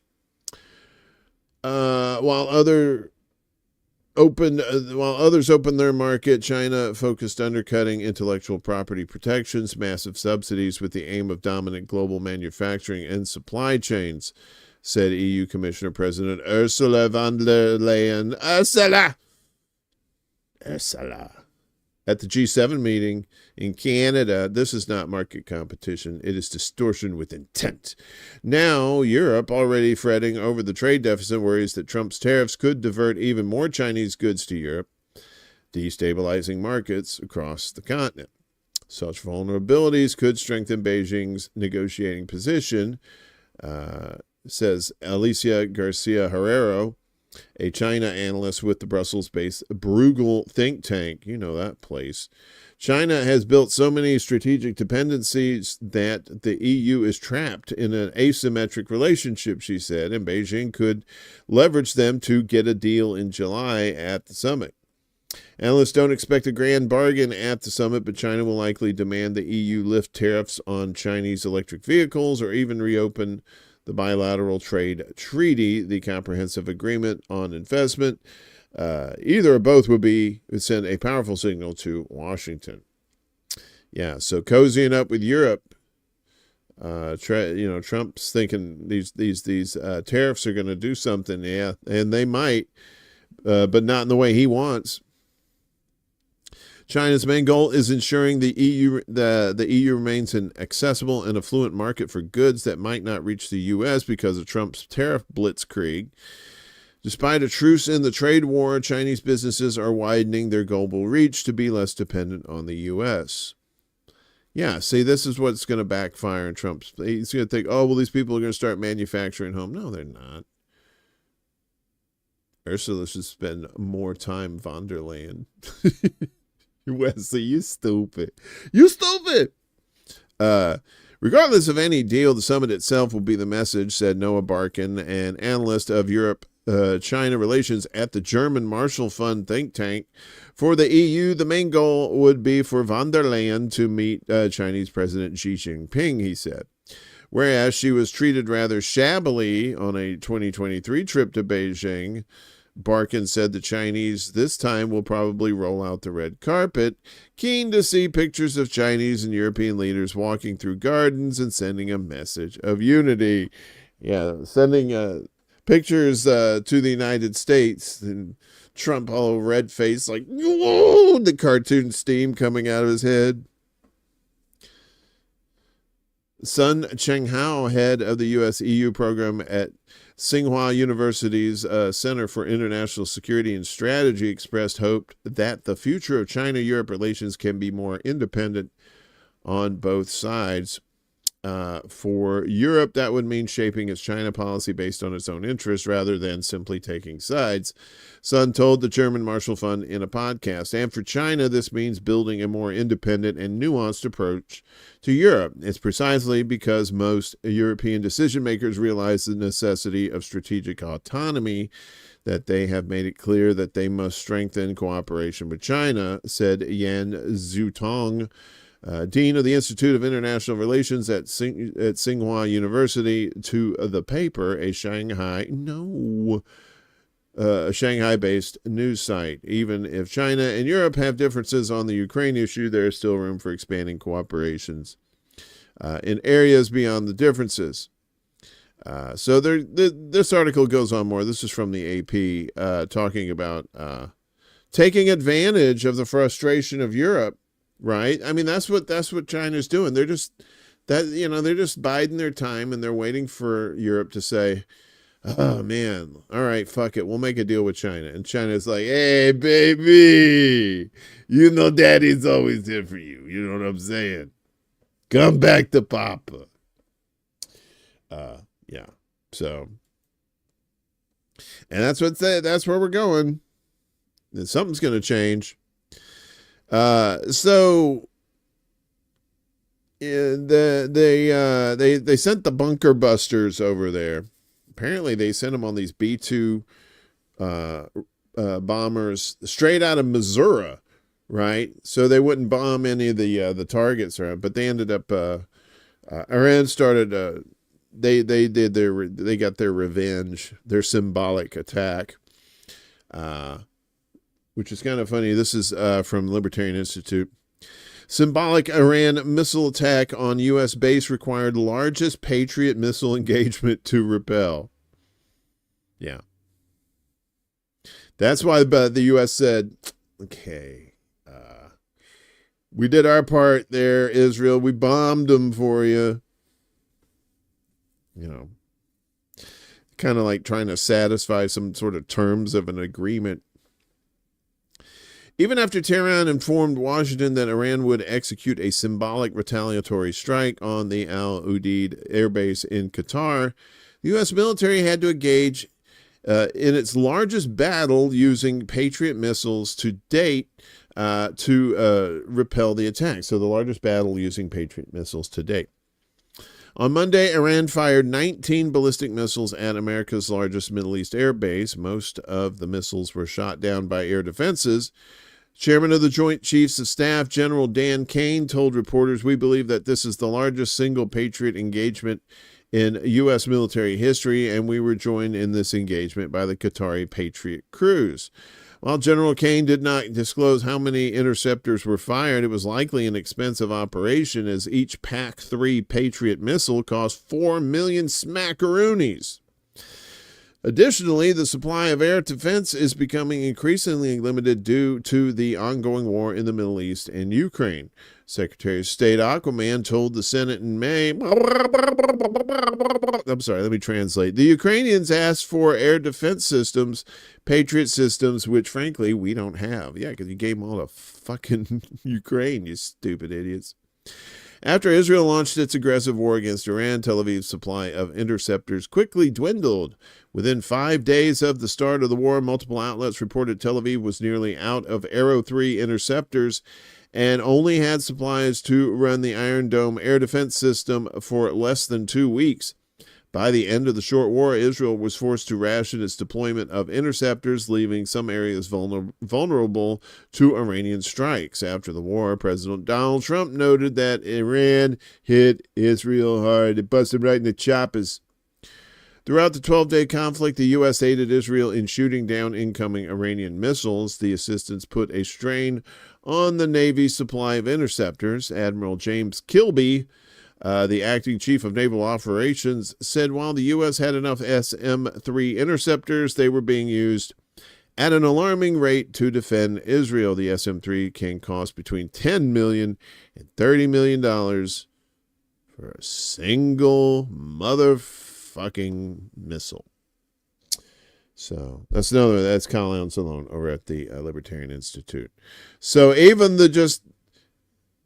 even when Iran was just like, all right, we'll hit you back, just kind of like saying, all right, you got to get me back, and then they just kind of tap your arm. That's basically the equivalent of that, and they still wasted all this money to fucking shoot that shit down.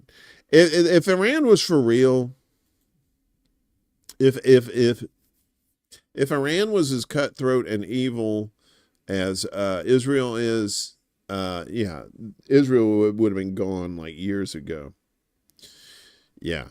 So yeah, and all the like we said, they sent the bunker busters over there, right? That was just that was just for show too, because they didn't do shit, right? Well, how do we know? Well, European intel says Iran's enriched uranium survived U.S. attacks, and see, that's what they were going for. That's what they were going for, man. And they failed. Preliminary intelligence assessments shared with European governments indicate that Iran's stockpile of enriched uranium remains largely intact following U.S. strikes on its nuclear facilities last weekend. That's according to the Financial Times, casting doubt on claims by Trumpy that the operation obliterated Tehran's nuclear program. Trump is Baghdad Bob at this point. Anything he says, you just have to assume it's the opposite. Or like Bizarro, like from Superman's, everything he says, it's the reverse. Officials familiar with the intelligence said that Iran's 408 kilogram cache of uranium enriched to near weapons grade levels was not concentrated at the Fordow facility, one of Iran's main enrichment sites, but had already been dispersed to other locations. Fordow, located deep beneath a mountain near Qom, was a primary target in the U.S. raid. And they probably knew they moved that shit, too. In a post on his Truth Social platform Thursday, Trump said, "Nothing was taken out of the facility. Would take too long, too dangerous, and very heavy and hard to move." Like the Iranians were rolling up in El Caminos and flatbed trucks and it's like, come on, man. They're not a third world country. But that's probably what they're like. They want the United States to think that they're backwater, just hillbillies. And Iran's just like, yeah, come on over here, motherfucker. Let's see what happens. However, Iranian sources suggested the enriched uranium was relocated prior to the attack. The U.S. deployed bunker buster bombs against Fordow and Natanz and fired cruise missiles at Isfahan, a site used in uranium conversion and storage, while satellite images of Fordow show sealed tunnel entrances and significant surface damage. EU officials say full structural destruction has not been confirmed. An earlier leaked U.S. intelligence report, which assessed the strike would delay Iran's program by only a few months, was criticized by Trump and Defense Secretary Pete Hegseth, who labeled it a low-confidence assessment. Israel, meanwhile, claimed the joint U.S.-Israeli operation had set back Israel's nuclear ambitions by many years.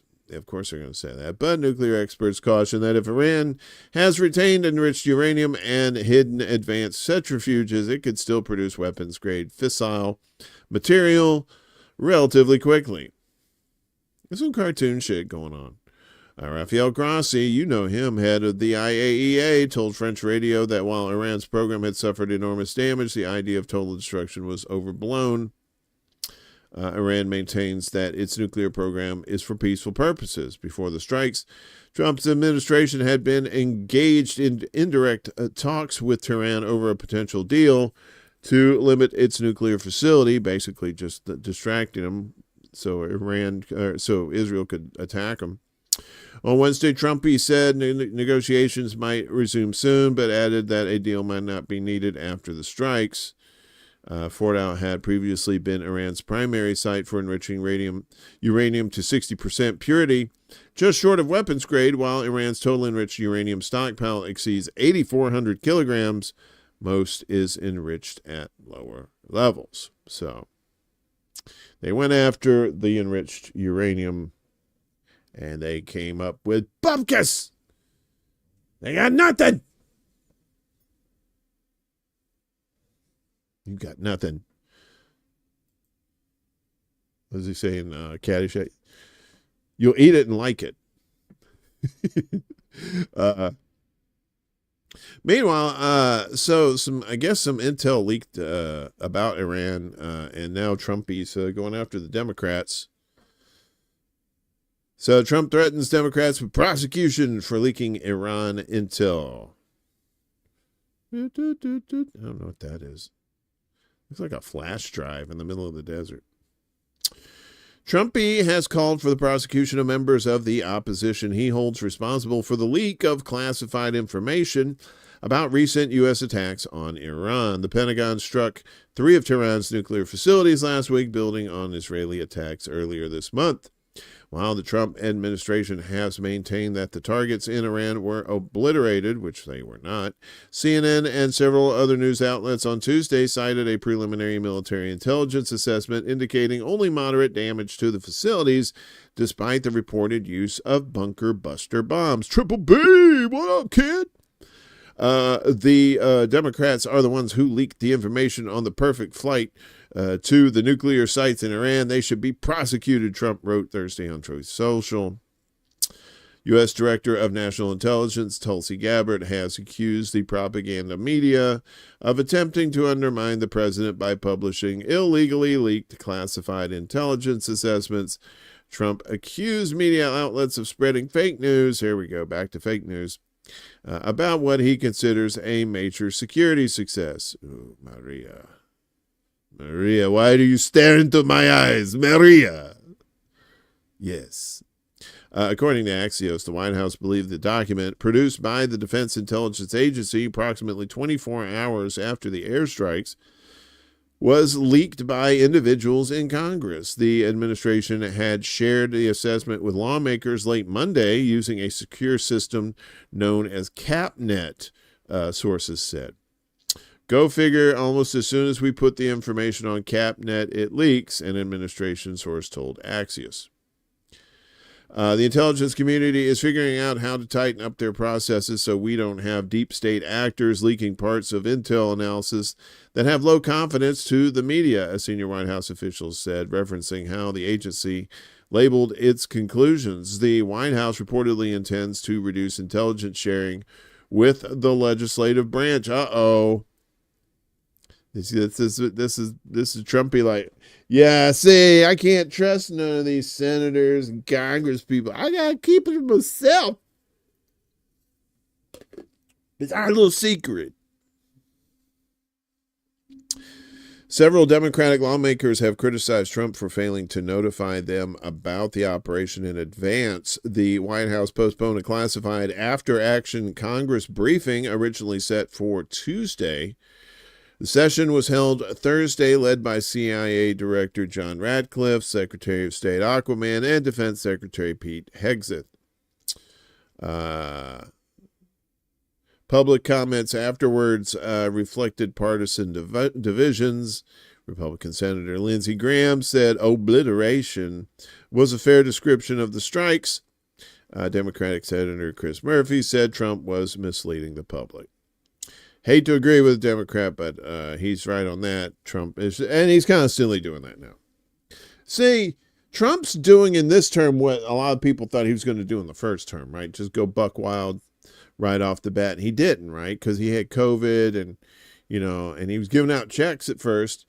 And then, but now it's like no COVID. He can run wild with this crazy shit. So, you know, or maybe he got his mind straightened out during the time he wasn't president, you know, to do all this bullshit. So, but of course, you know, the Democrats just playing their part in the theater. Speaking of Captain Haircut, the Pentagon is set to request $848 billion in delayed base budget release. All of it's going to his hair product, apparently. The Pentagon is requesting $848.3 billion for its fiscal year 2026 budget, a cut to core military spending when accounting for inflation.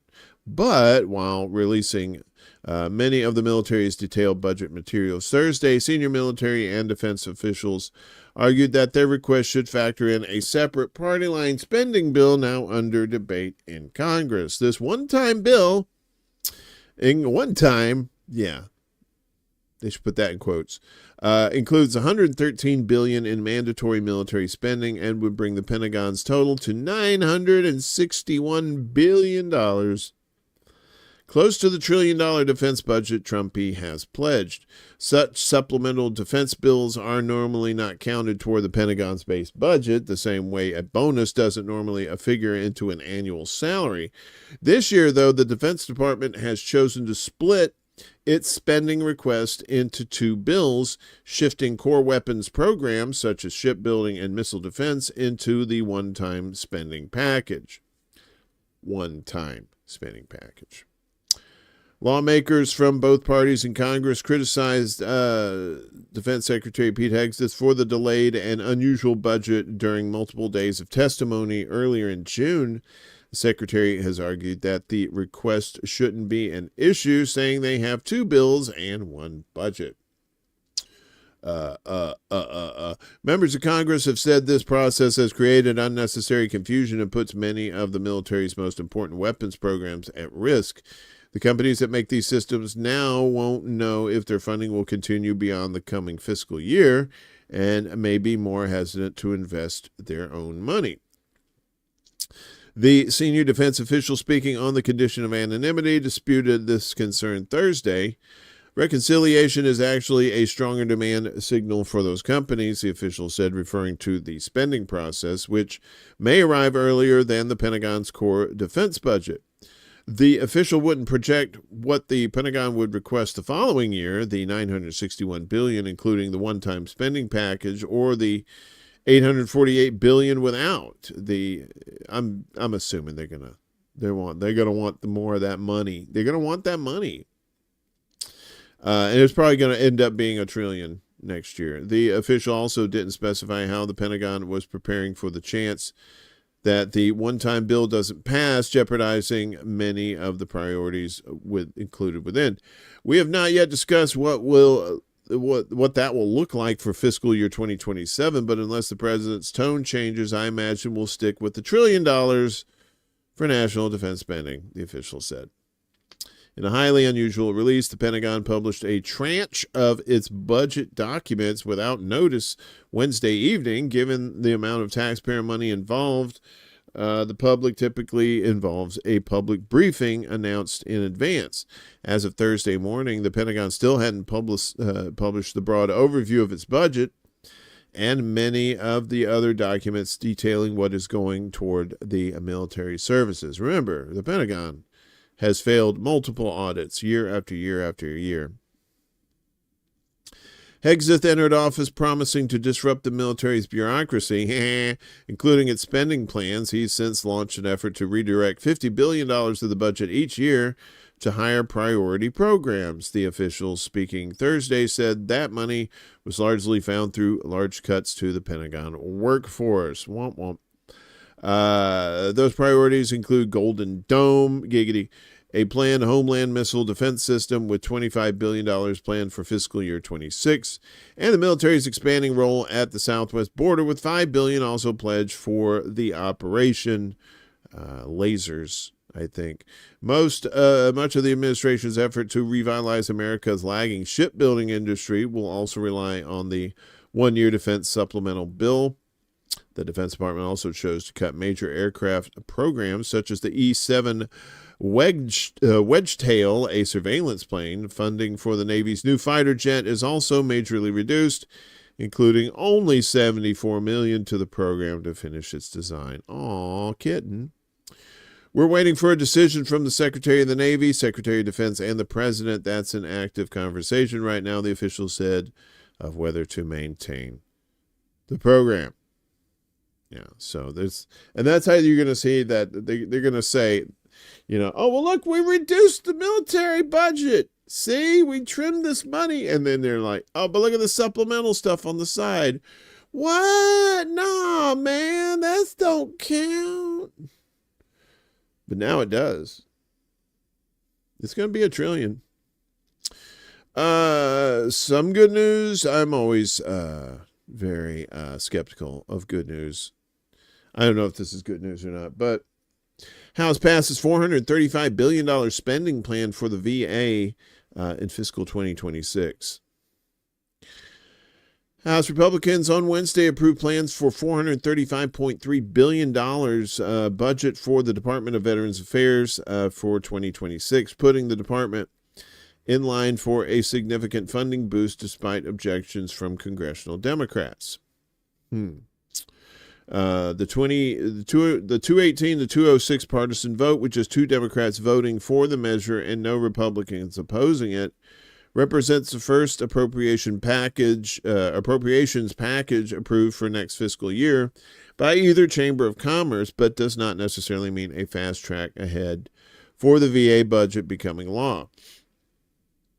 Senate appropriators still must draft and pass their own funding plan for veterans programs and benefits support, a process that is expected to drag through the summer. And the VA budget plan is unlikely to pass as its own standalone measure, but instead is expected to be approved sometime this fall as part of an all-of-government spending package, which normally is.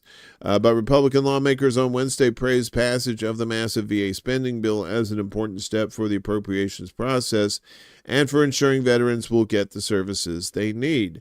The bill continues robust investments in women's health, rural health, veterans' homelessness, and mental health, as said Representative John Carter, Republican out of Texas, chairman of the House Appropriations Committee's Veterans Panel. It's not a matter of the amount of money that they got appropriated, it's what they actually do with the money. That's what it's about. There's always some backlog and some bullshit. The legislation maintains all funding for medical and prosthetic research, increases funding for VA infrastructure, and supports Arlington National Cemetery. Everyone should understand this bill cares for our veterans, supports our troops and their families, and keeps the promises we have made to our heroes. The bulk of the increase in VA spending comes in mandatory health care and benefits cost. The appropriations bill includes $134 billion in discretionary funding, up about 4%, but about $1 billion less than what the White House requested in its fiscal 2026 budget plan. But Democratic lawmakers objected despite the increases because of concerns about where and how the money will be spent. Hi, how about that? Where and how the money will be spent. Yeah. So White House officials have yet to provide full details on their program needs for next fiscal year. And VA Secretary Doug Collins has proposed trimming 80,000 jobs from the VA workforce, but has not yet revealed specifics. Yeah, it's the last thing you need is the don't cut the workforce. And I understand where it says concerns about where and how the money will be spent. Right. I mean, if there are not like specific plans, but they need to come together and make these fucking plans because the veterans need this. They need a hell of a lot more than that, but they definitely need this. We need to remain united in fighting cuts and ensuring that veterans have everything they need, said Representative Debbie Wasserman Schultz, Democrat from Florida, with the ramen haircut. Not Roman, it's ramen. Ahead of Wednesday's House vote, with all the issues raised from the push towards privatization of the VA care, with the underfunding of infrastructure, I just cannot in good conscience support this bill. Lawmakers did find, with all the issues raised from the push towards privatization, lawmakers did find bipartisan agreement on a pair of floor amendments designed to broaden mental health care among options for veterans. One measure boosted research into psychedelic therapies in the VA medical system by $1 million, while another would prohibit the VA from denying veterans permissions to participate in state-approved medical marijuana therapies. So that's good. Yeah, that they definitely need to cut that bullshit out. Veterans Affairs leaders have seen regular budget increases annually for more than 20 years, even amid frequent congressional and White House efforts to reduce federal spending. And they still have this huge backlog of getting veterans their benefits. In fiscal 2001, the VA budget, both mandatory and discretionary, totaled just $45 billion. In 2011, it was about $125 billion, and in fiscal year 2023, the total topped $300 billion for the first time. The House-passed plan for fiscal 2026 would now push that total over the $400 billion level and cost more than the combined fiscal 2025 budgets of the Army, Air Force, and Marine Corps. Wednesday's appropriations bill also includes $18 billion in military construction funding for troop housing and base installation projects. Was that here or abroad? That total is an increase of about $480 million from last year, or about 3%. So, right. So, and that's always the thing with bureaucracy, right? And this is where I get it with like libertarians, right? When they say, I don't want no big government. And I understand why. It's because, there is this tendencies for corruption and, skimming and doing all this stuff and just, so you can't really just throw money at something if it's just going to be handled by criminals is basically what it is. But at the same time, you can't do nothing either, right? So you have to change the system to where we can actually use public funds to do stuff without any corruption involved. But when you have humans running the show, there's the rub, right? You're going to have the greed. You're going to have that corruption. So it's not an easy thing to talk about like government spending like that, to say, oh, well, we don't need the government, or, we need too much of the government, right? That's why people need to come together and have these conversations about what kind of government they want to have, right? Because having just a total capitalist economy is not working, right? I would think having a total communist economy wouldn't work. You got too many variables. The country is too diverse, and you have to do some serious nuance when you come to a new system. in this country, right? You can't just like, one size fits all kind of bullshit. And that's what's been the problem. There's been the Constitution is supposed to be flexible. And a lot of these constitutional people are very rigid when it comes to the Constitution. Like, no, you shouldn't change. It's like, well, then you're not a constitutionalist. A real constitutionalist would be like, yeah, it needs to expand with the times. It needs to change with the times because it's not going to be 1776 forever. Despite how much you party like it is. I want a government that's not run by mantises, or that is run by mantises. Yes. She does. I can't take credit for that. I stole that from other people who said she looked like she had Robin Doodle haircut. I was like, damn, I can't see it. I just want to take one of those little packets and open it up and just on top of her head. Put her in the cup. Meanwhile, the U.S. Supreme Court doing Trumpy a solid, back South Carolina effort to defund Planned Parenthood. I want a government run by toenails.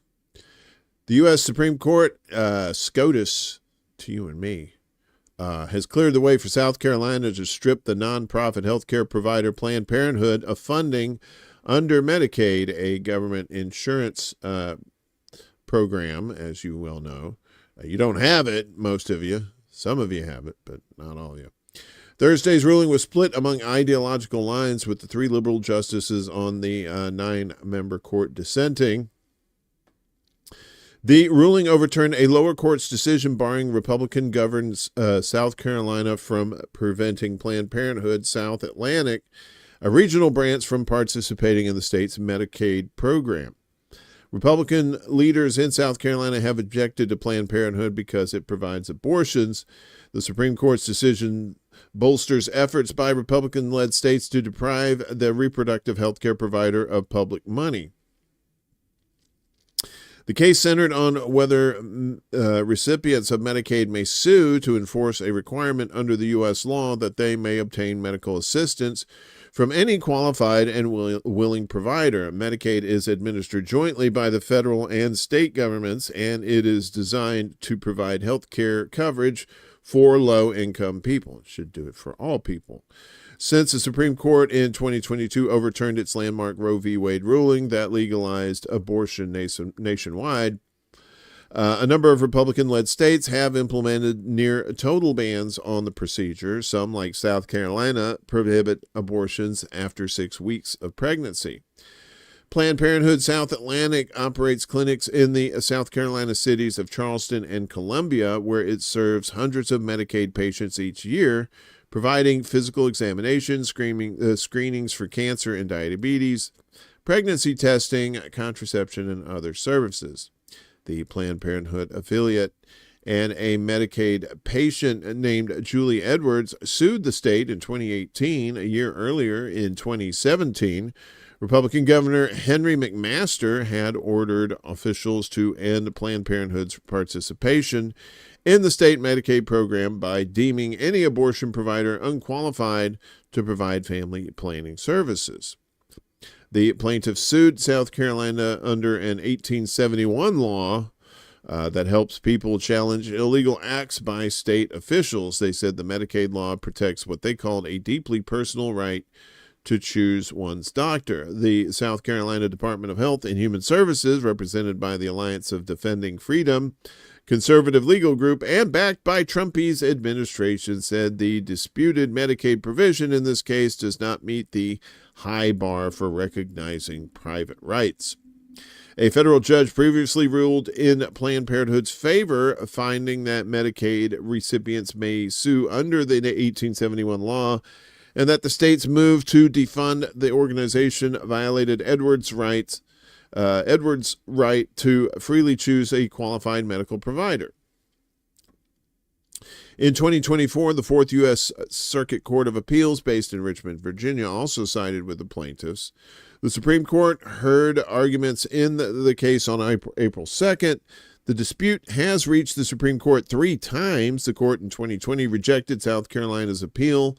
At an earlier stage of the case in 2023, it ordered a lower court to reconsider South Carolina's arguments in light of a ruling the justices issued involving the rights of nursing home residents. That decision explained that laws like Medicaid must unambiguously give individuals the right to sue. So you're going to start seeing Planned Parenthoods, and especially in these Republican states, start losing that funding, right? But of course, this was going to get tied up in court. They're going to keep it's just litigation state. You're never going to see progress. All you're going to see is litigation to try to stop heinous dumb shit, which was my Scottish name. Aye, heinous dumb shit. So as we said earlier, the New York City mayoral race, they had the Democratic primary on Tuesday. We have our little poll here. Let's check out the poll, see if anybody's. Oh, look at that! Everybody's split. 14 votes. Will Mamdani make a positive difference in New York City if he wins in November? Half you said yes, half you said no. We'll keep that up through the end of the show. But let's get to it. The New York mayor's race. Poll finds Mamdani beats Adams if Cuomo sits out in November, but not if former governor stays in. So he... Normally, like we said, normally the Democratic nominee usually has the gig on lockdown, right? It's just because Republicans, they can't find any headway in the city politics, right? But now you got fuckery in the mix because now you got 2 independents. He's got the Democratic nomination, right? Mamdani. Then you got Eric Adams, the incumbent, who everybody hates. So he's going to run as an independent, and he'll probably draw, a bunch of people. This motherfucker's now, he's going to, if he stays in the race, if he runs as an independent, he'll draw more people away. And it may end up being that the Republican who was a long shot to win in the first place could actually fucking win. Choosy! There you are. I was missing our book club. I don't mean to piss you off, Choosy, but you do make a hell of a lot of comments. So I appreciate everybody else who's made comments already. Thank you for joining in. The Choosy show now in the chat will begin, and you'll never be heard from again. So Queens Assembly member Zoran Mamdani's path to election as mayor this November may very well depend on whether former Governor Andrew Cuomo stays in the race, as speculation swirls over whether Cuomo will continue his campaign as an independent after conceding the Democratic primary to Mamdani. A new poll shows the 2 candidates in a statistical tie heading into November's general election. The polling conducted independently by the Mornin strategy group 48 hours after Mamdani's stunning victory showed both Mamdani and Cuomo garnering 39% support among likely general election voters. In a 5-way race between them, Republican nominee Curtis Sliwa, independent candidate Jim Walden, and, of course, incumbent Mayor Eric Adams, who trailed at 13%. In that hypothetical race given to 817 likely voters, pollsters listed Mamdani on the Democratic and Working Families Party lines, Cuomo as an independent on the Fight and Deliver ballot line, and Adams as an independent on the End Anti-Semitism and Safe and Affordable ballot lines. Sliwa received 7%, Walden polled at 0%, while 2% of voters were undecided. Ooh, Walden. That's terrible. That is terrible. Although Cuomo conceded on primary night, Mamdani has not yet officially clinched victory and currently holds an 8-point lead in first choice votes. The final outcome will be determined through ranked choice tabulations set for July 1st, which is also our anniversary. It'll be the year anniversary for Mornin Extra. I don't know if we're going to do anything special. Maybe we'll just hold hands and sing Kumbaya. We'll see. Still, Mamdani is expected to hold or expand his lead thanks to endorsements and shared support with several progressive candidates, including City Comptroller Brad Lander, who finished third. He was the one who got arrested by the ICE agents. Cuomo, who has secured an independent line on the November ballot, said in his concession speech Tuesday that he and his team would review the full ranked choice results before deciding on next steps, saying their focus is on what would best serve the campaign's goals, the Democratic Party, and the city as a whole, blah, blah, blah. In the scenario that, well, that's cute. Okay. In the scenario that Cuomo does not appear on the ballot, pollsters found that Mamdani would lead Adams by 15 points. But if Adams were to drop out, Cuomo appears to pick up the support of likely Adams voters and gains a slight edge, leading Mamdani by 4 points, just outside the poll's margin of error of 3.4%. However, the scenario in which Adams drops out of the race is unlikely to play out, given his honor launched his reelection campaign as an independent on the steps of City Hall Thursday. Why are you freaking out, fool? Looking at how the candidates are perceived in the minds of voters, the June 25th, 26th survey noted widespread dissatisfaction with Mayor Adams. 2/3 of voters, 67%, disapprove of his job performance, and 75% agree with the statement that he is corrupt and should not seek re-election. Yeah, he's pretty fucking corrupt. Adams has a steep hill to climb given some of the atmospherics around him in terms of how the city is viewed, and then second of all, how the voters are seeing and evaluating his tenure as mayor in office, pollster Bradley Honan said. For the assumed Democratic nominee, Mamdani, the poll claims he is viewed unfavorably by 48% of voters and favorable by 40%. That's interesting. Cuomo was the only candidate in the findings with a net positive image of 56% favorable to 43% unfavorable. What? It's because they love his dad, Mario. They love Mario Cuomo. They hate his kid. That's usually how that works. These are from all parties, all boroughs, and mirror the composition of the voters that we believe will vote in the November election, Honan said of the survey. Just one poll in the run-up to Tuesday night predicted Mamdani would beat out Cuomo, including the Honan Strategy Group, which in a survey from early June predicted the former governor would be 17 points ahead of Mamdani. Honan acknowledged the surprise many pollsters faced with Mamdani's strong first-round performance, but defended his firm's approach as one of the few that consistently tried to account for surge voters, particularly Democrats with little or no primary voting history.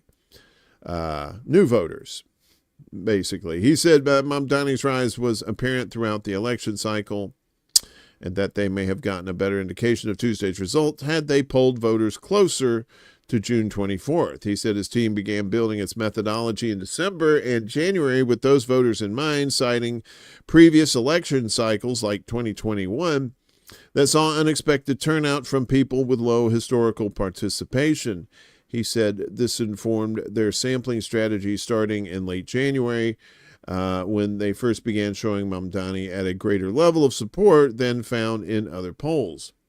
We were beating the drum since January, Honan said, suggesting that while some of Mamdani's momentum may have been underestimated, the foundation of their approach proved directionally sound. He pointed out that their early polls already treated Mamdani as a serious contender, while other surveys did not.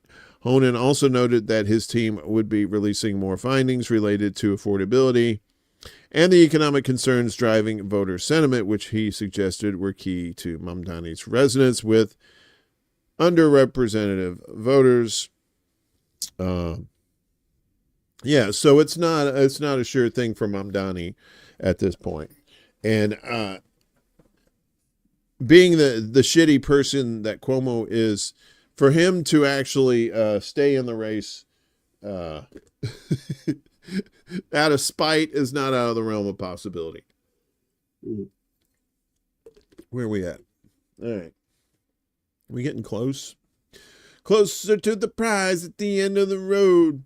All night long, a dream of the day. Okay. So, yeah, that's your American news right there. We head overseas to Kenya. 16 dead, thousands of businesses destroyed after Kenya protests. So Kenya's under fire government on Thursday condemned protests across the country during which at least 16 people were killed and thousands of businesses ruined as terrorism disguised as dissent. The marches on Wednesday were called to mark the one-year anniversary of anti-tax demonstrations that peaked when a huge crowd stormed Parliament and dozens were killed by security forces. The rallies began peacefully but descended into chaos as young men held running battles with police, lit fires, and ripped up pavements to use as projectiles. Yikes. Hulk smash. What unfolded yesterday was not a protest. It was terrorism disguised as dissent. Kipchumba Murkomen, Interior Cabinet Secretary, said in a televised speech, "We condemn the criminal anarchists who, in the name of peaceful demonstrations, unleashed a wave of violence, looting, sexual assault, and destruction upon our people," he said, calling events an attempted coup. The UN, meanwhile, deplored the violence and called for calm and restraint. "We are deeply concerned by reports of several deaths of protesters and many more injuries of protesters and police officers during demonstrations in Kenya on Wednesday," UN Human Rights Office spokeswoman Elizabeth Throssell said in a statement. "We are concerned by reports that some protesters had gunshot wounds," Throssell added. "Under international human rights law, lethal force by law enforcement officers, such as firearms, should only be used when strictly necessary." In Nairobi's business district, the epicenter of the unrest, AFP journalists found entire shopping centers and thousands of businesses destroyed, many still smoldering. At least 2 banks had been broken into, while businesses ranging from supermarkets to small electronics and clothing stores were reduced to ashes or ransacked by looters. When we came, we found the whole premise burnt down," said Raphael Omandi, owner of a print shop, adding that he had lost machines worth $150,000. There were guys stealing, and after stealing, they set the whole premises on fire. If this is what protest is, it is not worth it. That's not protest. That's agent provocateurs, I'm very sure. We have those in America. "They looted everything. I do not know where to start," said Maureen Chepkamoy, owner of a perfume store. "To protest is not bad, but why are you coming to protest inside my shop? It is wicked," she added. Several business owners told AFP that looting had started in the afternoon after the government ordered TV and radio stations to stop broadcasting live images of the protests. Amnesty International's Kenya director Urungu Houghton said the death toll had risen to 16. Rights group Vocal Africa, which was documenting the deaths and helping affected families at a Nairobi morgue, said at least 4 bodies had been brought there so far. All of them had signs of gunshots, so we suspect they all died of gunshot wounds, its head Hussein Khalid told AFP. "We condemn this excessive use of force," he said. "We believe that the police could have handled themselves with restraint." They were probably trained by the IDF just like American cops. "You come out to protest police killings and they kill even more." One of those at the morgue was Winifred Mwangi, whose husband was killed during the demonstrations and who fainted as she tried to speak about the father of her two girls. "He was my everything," she said, adding that she did not know what she would do without her husband.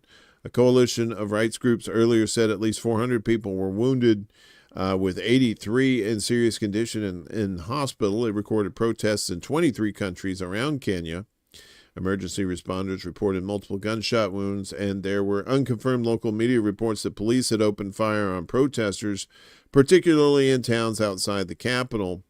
President William Ruto, who came to power in 2022, promising rapid economic progress, faces deep resentment. Many are disillusioned by continued economic stagnation, corruption, and high taxes, as well as police brutality after a teacher was killed in custody earlier this month. So, Lots of shit going down in Kenya there, and that's the same thing. You know, you're gonna have people who are probably just off their nut doing crazy shit, right? But mostly these protests where you see like shit getting blown up and burned up and shit like that is some agent provocateurs working for some other agenda. Definitely not as a protester, right? Two more here. Tell you this is a long one. Thailand moves to recriminalize cannabis in blow to a $1 billion industry. They always demonize the weed, don't they? The Thai government is moving to, well, that's where Thai sticks come from. Then where are you going? Okay. The Thai government is moving to tighten rules around the sale of cannabis just 3 years after the kingdom decriminalized recreational use of the popular delicious herb. Wish I had some right now. Thailand's Ministry of Public Health on Tuesday night ordered that cannabis be restricted to medical use only, throwing the estimated $1 billion industry into a state of uncertainty. Government spokesperson Jirayu Hongsub said cannabis had created serious social problems for young people. Really? And the industry, which has boomed in recent years, needed to be scaled back. It's about the kids and the young people. There's people, they're smoking their doobies and getting all fucked. Yeah, that's what it is. The policy must return to its original goal of controlling cannabis for medical use only, Jirayu said in a statement. The order, however, is not yet law. It will need to be published in the official Royal Gazette to come into force, and the government has not indicated when that will happen. Look at that delicious, greeny, delicious. Thailand became the first country in Asia to fully decriminalize cannabis in 2022, in a move that has been widely popular with tourists, but less so among conservative Thais. You know, in Thailand, you neither win nor lose. Yeah, I'm not going to sell your information. I'm selling anybody's information. Thousands of cannabis stores have opened across Thailand in the past 3 years, although it has remained relatively unregulated despite multiple attempts by the government. The latest move to restrict cannabis use comes amid wider political turmoil in Thailand. Last week, the Boomjathai Party, Boomjathai, yeah. Previously a champion of decriminalizing cannabis, withdrew from the government's ruling coalition due to its mishandling of a border conflict with Cambodia. The Thai Chamber of Commerce previously estimated that the cannabis trade could be worth $1.2 billion by this year, although experts say it has not reached its full potential due to the uncertainty that has plagued the regulation around the industry since it was decriminalized. Yeah, so Thailand, come on, man. Just, but these kids, man, these weeds, these doobies, they're messing with our children's. These doobies. Always blame the weed, man. If you haven't seen this documentary, it's from the 90s, and it's narrated by Woody Harrelson. It's called Grass.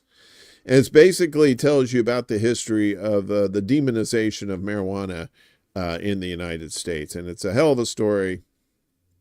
It really pisses you off, but it still holds up. Another thing that's going to piss you off, guess what? Wealth of global 1% has skyrocketed by over $33 trillion since 2015. Aren't you happy? Aren't you happy? Aren't you happy that all these rich people got richer? Come on. Trickle down economics. Just like Reagan said, it's called trickle down economics because we piss on you. All right, so wealth of global 1% skyrocketed. An Oxfam report published Wednesday estimates that the richest 1% globally have seen their wealth surge by more than $33.9 trillion over the past decade, with just 3,000 billionaires accounting for 6.5 trillion of that increase. The report, released ahead of June 30th development financing talks in Seville, Spain, argues that the international community's plan to achieve the The Sustainable Development Goals agreed upon in 2015 has failed utterly as global inequality has continued to expand, efforts to end poverty have stagnated, and the climate crisis has spiraled further out of control. There is glaring evidence that global development is desperately failing because, as the last decade shows, the interests of a very wealthy few are put over those of everyone else, said Amitabh Behar, executive director of Oxfam International. Rich countries have put Wall Street in the driver's seat of global development. It's a global private finance takeover which has overrun the evidence-backed ways to tackle poverty through public investments and fair taxation. It's no wonder governments are abysmally off track, be it on fostering decent jobs, gender equality, or ending hunger, Behar added. This much wealth concentration is choking efforts to end poverty. According to Oxfam's analysis, the roughly $34 trillion wealth increase enjoyed by the global 1% since 2015 would be enough to eliminate annual poverty 22 times over. The report argues that a new agenda is needed to break free from the private profit-centered global development model that has allowed international crises to run rampant while letting the ultra-wealthy continue growing their massive fortunes unabated.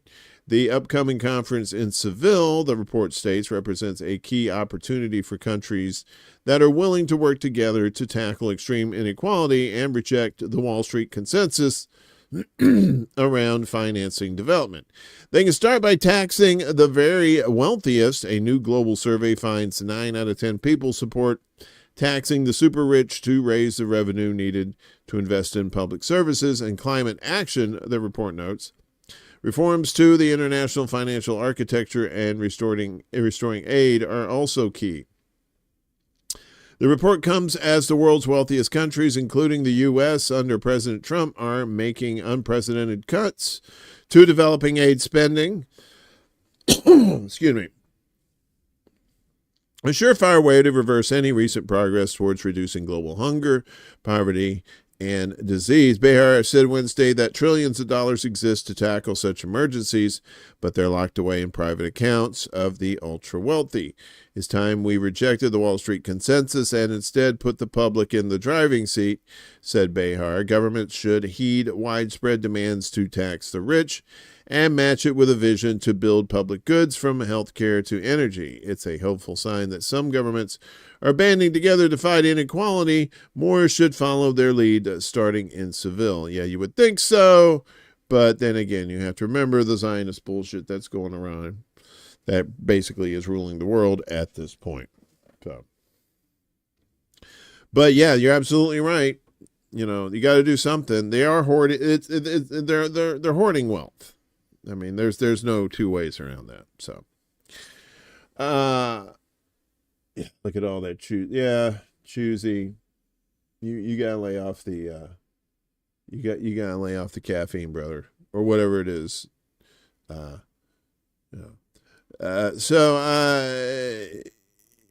GoFundMe is some people use GoFundMe for their funding sources. Turns out GoFundMe is not exactly as sweetie pants as you think they are. The sharing of biased and false news has become all too common on social media. More alarming, some media are true without checking facts first. Unfortunately, some members of the media use those platforms to push their own personal bias and agenda to control exactly what people think. And this is extremely dangerous to our democracy. All right, as Gaza starves, GoFundMe accused of blocking millions of dollars raised. GoFundMe has been accused of blocking millions of dollars of life-saving aid from reaching Gaza. Charity leaders, activists, and desperate Palestinians in Gaza have condemned the crowdfunding website for shutting down or blocking withdrawals for Palestine-related fundraising pages and have accused bosses of having blood on their hands. Despite questions from Al Jazeera, the company has not yet revealed the amount of money raised on its platform for Gaza that has been frozen in its system or has been refunded to donors, but it has told Al Jazeera that more than $300 million has been raised on the platform for both Palestinians and Israelis since Hamas's October 7th attacks on Israel in 2023 and the beginning of Israel's war on Gaza.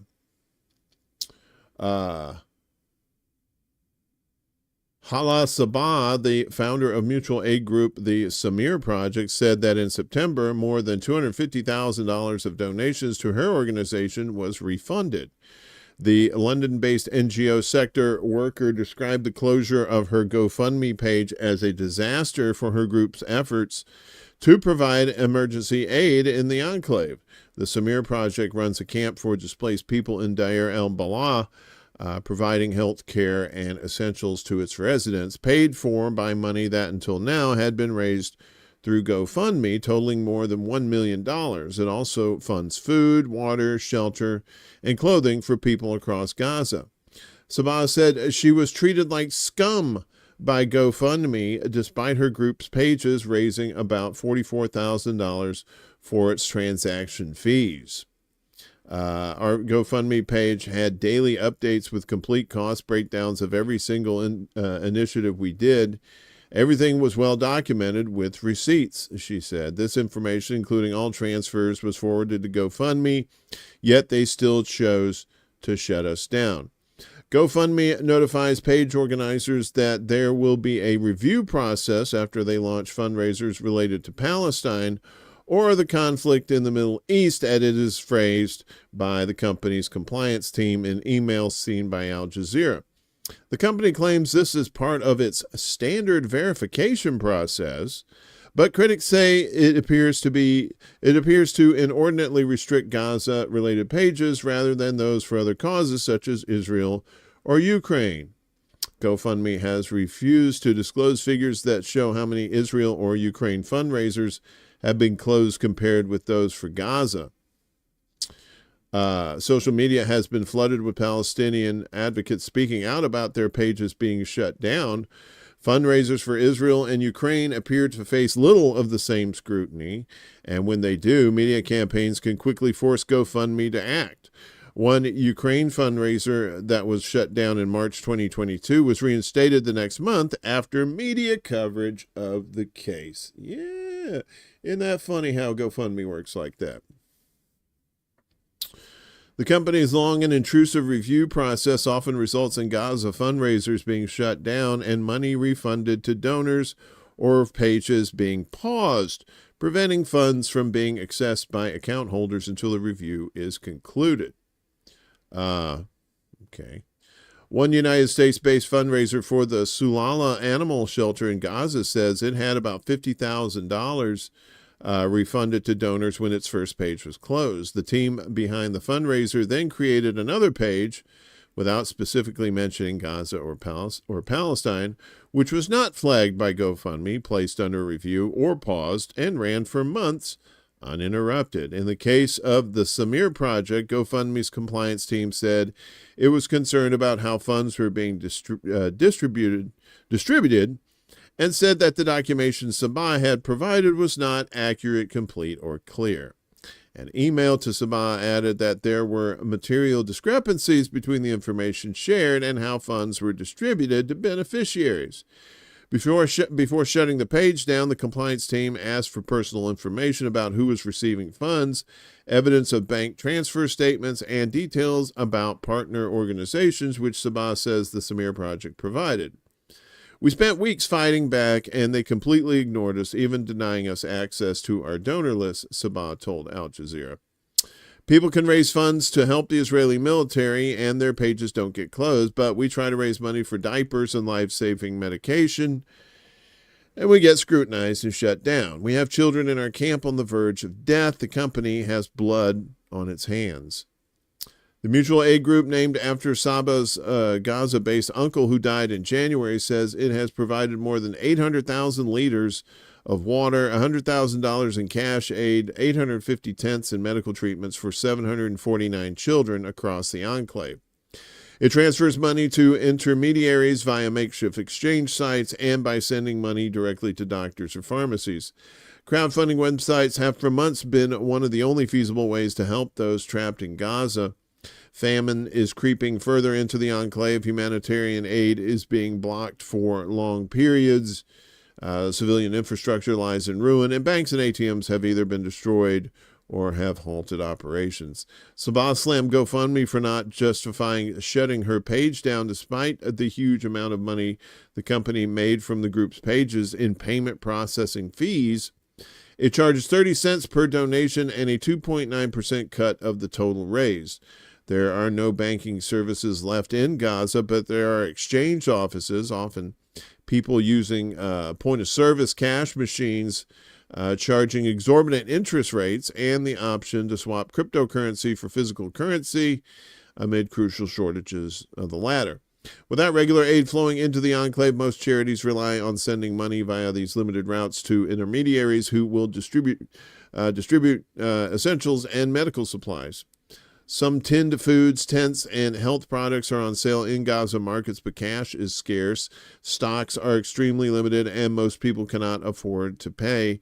Since breaking the ceasefire agreement with Hamas brokered in January, Israel resumed bombing and re-established a blockade on humanitarian aid, lasting months. Now aid is only reaching the enclave through the heavily criticized GHF. Hundreds of desperate Palestinians have been shot and killed by Israeli forces at GHF aid collection sites. Yeah.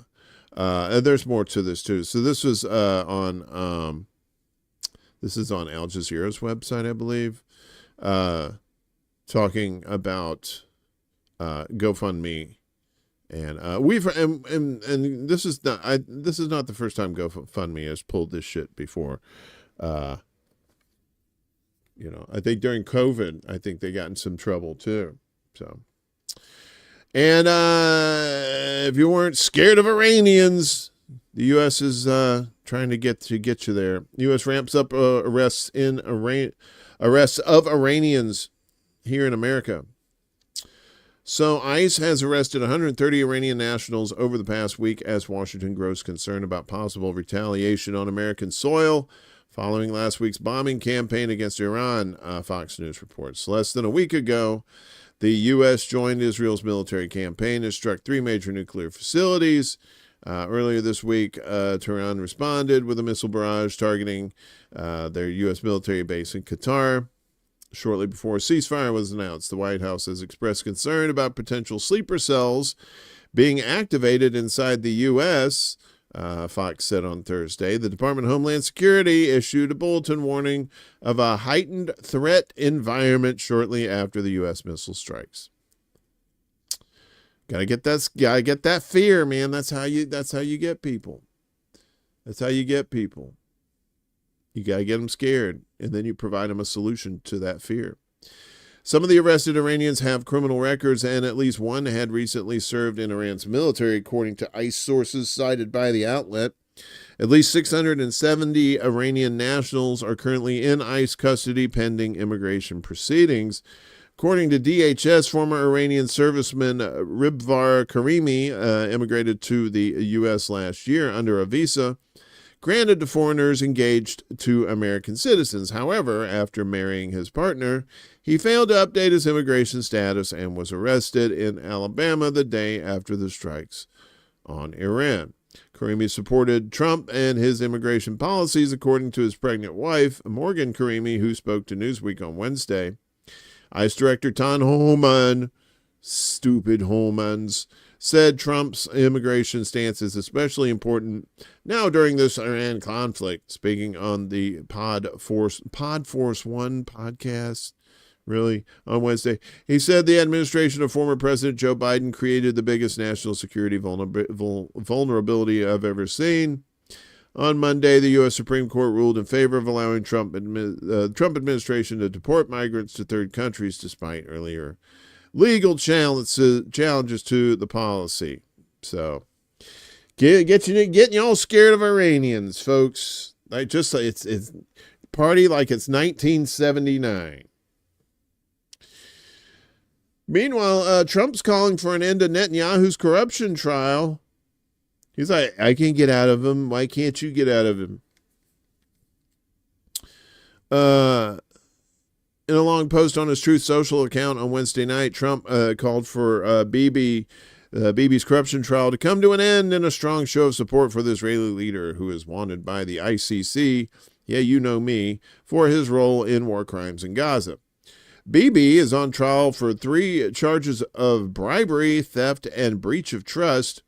I was shocked to hear that the state of Israel, which has just had one of its greatest moments in history. This is Trump talking. I was shocked to hear that the state of Israel, which has just had one of its greatest moments in history, is strongly led by Bibi, is continuing its ridiculous witch hunt against the great wartime president. Look at this fucking circle jerk. Bibi and I just went through hell together, fighting a very tough and brilliant longtime enemy of Israel, Iran. And Bibi could not have been better, sharper, stronger in his love for the incredible Holy Land. Trump said that he had just learned that Bibi had been summoned to court on Monday and called for the trial to be canceled immediately or for Netanyahu to receive a pardon. It was the United States of America that saved Israel, and now it's going to be the United States of America that saves Bibi, he added. On Thursday, Netanyahu requested that the court delay his testimony in criminal trial by 2 weeks. His lawyer pointed to Israel's onslaught in Gaza and its recent war with Iran to justify delaying the trial, saying the Israeli leader must devote all his time and energy to handling top priority diplomatic, national, and security issues, including the management of the war in Gaza and dealing with the hostage crisis. And staying out of trial, too. In a post on the tweeters, Netanyahu thanked Trumpy for calling for an end to the trial. Thanks, bitch. I was deeply moved by your heartfelt support for me and your incredible support to Israel and the Jewish people, he wrote. I look forward to sticking my cock in your ass again. I look forward to continue working with you to defeat our common enemies, liberate our hostages, and quickly expand the circle of peace. The circle jerk of peace. Many members of Bibi's government also thanked Trumpy, while opposition leaders criticized the U.S. president's intervention in Israel's affairs. The Trump administration also recently appeared to help Netanyahu resolve a political crisis that threatened his hold on power. A U.S. ambassador to Israel, Mike Huckabee, Governor Huckabee, met with ultra-Orthodox politicians who were threatening to dissolve the government over the lack of a draft exemption for Haredi Jews, and told them that the U.S. would see the move as destabilizing and pointed to Iran as a justification to keep the government together. It's like, see, you guys need to fight because Iran, right? The crisis was ultimately resolved, and less than a week later, the U.S. backed Israel's attack on Iran. Netanyahu's corruption trial and his desire to remain in power seen as some of his main motivations for continuing the genocidal war in Gaza and waging other wars in the region. Yeah, so if he gets in more trouble with the law, you can see probably him attacking like Syria or some shit like that. An Israeli official told Israeli media that Trump's call to end the trial was part of a larger move that is meant to bring an end to the war in Gaza, the release of all the hostages, and end to Netanyahu's trial, and a serious regional move. So these guys just protect each other. They don't give a fuck about you or me.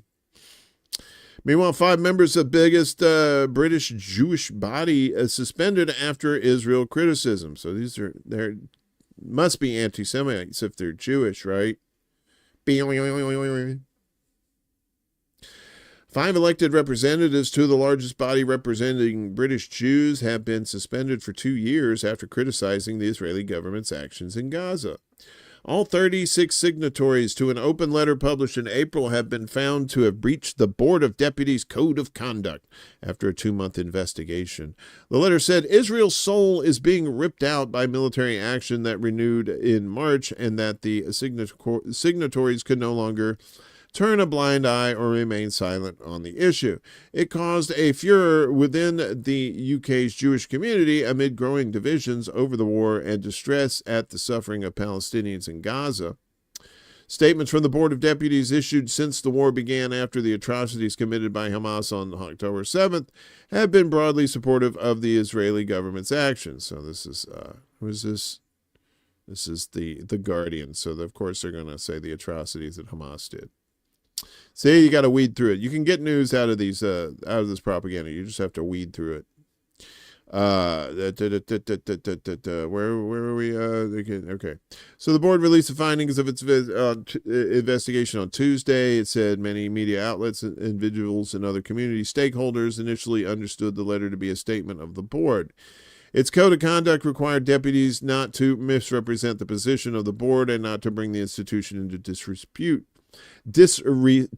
it added. The investigative panel unanimously found the 36 signatories to be in breach of the code. After considering the panel's findings, the board's executive body decided to send a notice of criticism to 31 of the 36 signatories. Notice of criticism. Is that the British version of a strongly worded letter? Is that what that is? Go ahead, beg you to stay. No, you can go whenever you want, man. It's fine. You can give the chat back. But 5 deputies have been suspended from the board for 2 years and, where applicable, removed from elected positions. In 3 cases, the suspension may be reduced to 6 months by way of apology to affected parties, the board said. Michael Uyghur, the chief executive, said, "We are a democratic organization that welcomes debate, diversity, and free speech. Managing diversity of opinion with our organization depends on our code of conduct. That code ensures deputies do not create misunderstandings about the position of the board or its members, do not bring the institution into disrepute, and treat one another and the institution with respect." The letter, published by the Financial Times on April 16th and signed by about 1 in 8 of the board's elected representatives, said, "The inclination to avert our eyes is strong as what is happening is unbearable, but our Jewish values compel us to stand up and to speak out." It added, "We know in our hearts we cannot turn a blind eye or remain silent at the renewed loss of life and livelihoods, with hopes dwindling for peaceful reconciliation and the return of the hostages." So, and then it goes on with more information there. So, yeah. So, these suspensions and these little death by 1,000 cuts that they're trying to do.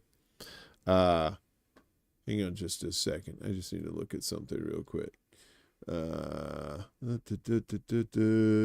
Okay. We're running a little long, so let's go ahead and skip ahead. Here, making an executive decision. Because they have a lot of stuff. This is what scares me is I don't know if you've seen that. Google's AI video tool amplifies fears of an increase in misinformation. You've seen these videos of just like, these look like real people saying, "I'm not real. This is, I'm at the mercy of prompts." In both Tehran and Tel Aviv, residents have faced heightened anxiety in recent days as the threat of missile strikes loomed over their communities. Alongside the very real concerns for physical safety, there's growing alarm over the role of misinformation, particularly content generated by AI, in shaping public perception. GeoConfirmed, an online verification platform, has reported an increase in AI-generated misinformation, including fabricated videos of airstrikes that never occurred, both in Iran and Israel. Yeah, see, that's what I'm talking about. And pretty soon you're going to not be able to use video as evidence in court. That's where that's going. They're going to say that could have been faked. That could have been faked. This follows a similar wave of manipulated footage that circulated during recent protests in Los Angeles, which were sparked by a rise in immigration raids in the second most populous city in the U.S. The developments are part of a broader trend of politically charged events being exploited to spread false or misleading narratives. The launch of a new AI product by one of the largest tech companies in the world has added to those concerns of detecting fact from fiction. Late last month, Google's AI research division, DeepMind, released VO3, a tool capable of generating 8-second videos from text prompts. The system, one of the most comprehensive ones currently available for free, produces highly realistic visuals and sound that can be difficult for the average viewer to distinguish from real footage. To see actually what it can do, Al Jazeera created a fake video in minutes using a prompt depicting a protester in New York claiming to be paid to attend a common talking point Republicans historically have used to delegitimize protests, accompanied by footage that appeared to show violent unrest. The final product was nearly indistinguishable from authentic footage. Al Jazeera also created videos showing fake missile strikes in both Tehran and Tel Aviv, using the prompt, "Show me a bombing in Tel Aviv," and then a similar prompt for Tehran. VO3 says on its website that it blocks harmful requests and results, but Al Jazeera had no problem making these fake videos. I recently created a completely synthetic video of myself speaking at Web Summit using nothing but a single photograph and a few dollars. It fooled my own team, trusted colleagues, and security experts, said Ben Coleman, CEO of deepfake detection firm Reality Defender, in an interview with Al Jazeera. If I can do this in minutes, imagine what motivated bad actors are already doing with unlimited time and resources. He added, "We're not preparing for a future threat. We're already behind in a race that started the moment VO3 launched. Robust solutions do exist and work, just not the ones the model makers are offering as the be-all, end-all." Google says that it is taking the issue seriously. "We're committed to developing AI responsibly," wink, wink, "and we have clear policies to protect users from harm and govern the use of our AI tools. Any content generated with Google AI includes a Synth ID watermark, and we add a visible watermark to VO videos as well," company spokesperson told Al Jazeera. However, experts say the tool was released before those features were fully implemented, a move some believe was reckless or on purpose. Joshua McKenty, CEO of deepfake detection company Polyguard, said that Google rushed the product to market because it had been lagging behind competitors like OpenAI and Microsoft, which have released more user-friendly and publicized tools. Google did not respond to those claims. Google's trying to win an argument that their AI matters when they've been losing dramatically, McKenty said. They're like the third horse in a two-horse race. They don't care about customers. They care about their own shiny tech. That sentiment was echoed by Sukrit Venkatagiri, Venkatagiri, an assistant professor of computer science at Swarthmore College. Companies are in a weird bind. If you don't develop generative AI, you're seen as falling behind and your stock takes a hit, he said, but they also have a responsibility to make these products safe when deployed in the real world. I don't think anyone cares about that right now. All of these companies are putting profit or the promise of profit over safety. Google's own research published last year acknowledged the threat generative AI poses. The explosion of generative AI-based methods has inflamed these concerns about misinformation, as they can synthesize highly realistic audio and visual content as well as natural fluent text at a scale previously impossible without an enormous amount of manual labor, the study read. Demis Hassabis, CEO of Google DeepMind, has long warned his colleagues in the AI industry against prioritizing speed over safety. "I would advocate not moving fast and breaking things," he told Time in 2023. He declined Al Jazeera's request for an interview. Yet, despite such warnings, Google released VO3 before fully implementing safeguards, leading to incidents like the one the National Guard had to debunk in Los Angeles, where a TikTok account made a fake day-in-the-life video of a soldier that said he was preparing for today's gassing, referring to releasing tear gas on protesters. The implications of VO3 extend far beyond protest footage. In the days following in its release, several fabricated videos mimicking real news broadcasts circulated on social media, including one of a false report about a home break-in that included CNN graphics. And those things usually can't get the graphics right, like text and stuff like that. Yeah, it's still going, Kate. We got a little bit left here. Another clip falsely claimed that J.K. Rowling's yacht sank off the coast of Turkey after an orca attack, attributing the report to Alejandra Caraballo of Harvard's Cyber Laws Clinic, who built the video to test out the tool. In a post, Caraballo warned that such tech could mislead older news consumers, in particular, those old cranks that don't know shit. They don't know what's fake and what's real. What's worrying is how easy it is to repeat within 10 minutes. I had multiple versions. This makes it harder to detect and easier to spread, she wrote. The lack of a chyron, that's a banner on a news broadcast, makes it trivial to add one after the fact to make it look like any particular news channel. Yeah, I mean, he's Photoshop or whatever. In our own experiment, we used a prompt to create fake news videos bearing the logos of ABC and NBC with voices mimicking those of CNN anchors Jake Tapper, Aaron Burnett, John Berman, and Anderson Cooper. Now it's just getting harder and harder to tell fact from fiction, Caraballo told Al Jazeera. As someone who's been researching AI systems for years, even I'm starting to struggle. This challenge extends to the public as well. A study by Penn State University found that 48% of consumers were fooled by fake videos circulating via messaging apps or social media. Contrary to popular belief, younger adults are more susceptible to misinformation than older adults, largely because younger generations rely on social media for news, which lacks the editorial standards and legal oversight of traditional news organizations. Well, editorial standards is I don't know if that's appropriate. A UNESCO survey from December showed that 62% of news influencers do not fact-check information before sharing it. Tisk, tisk, tisk. And there's more to this. I guess there's not much left here.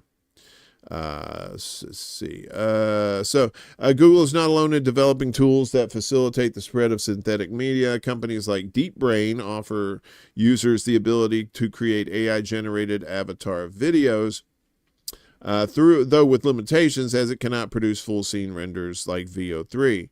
DeepBrain did not respond to Al Jazeera's request for comment. Other tools like Synthesia and Dubverse allow video dubbing, primarily for translation. This growing toolkit offers more opportunities for malicious actors. A recent incident involved a fabricated news segment in which a CBS reporter in Dallas was made to appear to say racist remarks. The software used remains unidentified. CBS News Texas did not respond to a request for comment. As synthetic media becomes more prevalent, it poses unique risks that will allow bad actors to push manipulated content that spreads faster than it can be corrected, according to Coleman. By the time fake content spreads across platforms that don't check these markers, which is most of them, through channels that strip them out, or via bad actors who've learned to falsify them, the damage is done, Coleman said. And yeah, and that's what I'm worried about too. And you've seen some of these videos too. They're just hyper realistic. Abby-doo. Hey, I saw you in the chats. Didn't know you had a channel. Would love to have you on our podcast. Abby do, Abby don't. Oh, well, thank you. That's very nice of you, Abby do. I'm going to make you blue because you cool. I'm going to do that right now. Thank you, Abby. I appreciate you. And welcome aboard the Starship Crazyville. The AI is going to be the scary part. And you're going to see that's what's going to fuck over mainstream media now is they're not going to be able to catch a lot of these fakes. And they're going to run it as news, and it's going to scare the hell shit out of people. And it's just going to keep going and going and going. Because people don't have any critical thinking skills. And a lot of them damn sure aren't video experts that can look at something and go, oh, well, that looks different. See, now they're not going to fucking do that. They're going to go, oh my God, what is this? Right? Anyway. What else we got here? Okay. Two more things here, and then we got our kicker. So, actually, you know what? I'm going to save this. I'm going to save that for next week. save it. Finally, in our propaganda watch, not so much propaganda as somebody who tried in his life to disseminate it and try to bring us actual news, as broadcast legend Bill Moyers did at 91 years old. The life and work of journalist Bill Moyers was being celebrated across the world of independent and public media yesterday as news of his death at the age of 91 spread across the U.S. and beyond. R.I.P. Bill Moyers, one of the greatest of the greats. Nico Press Watch's Dan Frumkin said on social media, as remembrances and celebrations of the legendary broadcaster, democracy defender, and longtime Common Dreams contributor poured in. Moyers died of complications from prostate cancer at Memorial Sloan Kettering Cancer Center in New York City. He began his long media career as a teenager reporting for his local newspaper in Texas. He was also an ordained Baptist minister and former President Lyndon B. Johnson's press secretary. I bet he knew a few things. A joint statement from the LBJ Presidential Library, his foundation, and the Johnson family noted that Moyers played a central role in developing and promoting Johnson's Great Society agenda, an ambitious domestic policy program to eliminate poverty, expand civil rights, and improve education and healthcare nationwide. Moyers left the White House and returned to journalism in 1967. He served as publisher of Newsday, then launched his award-winning television career, from which he retired in 2015. His website, billmoyers.com, went into archive mode in 2017. With his television programming, much of which aired on PBS, Moyers took his cameras and microphones to cities and towns where unions, community organizations, environmental groups, tenants' rights activists, and others were waging grassroots campaigns for change, Peter Dreyer wrote for Common Dreams a decade ago.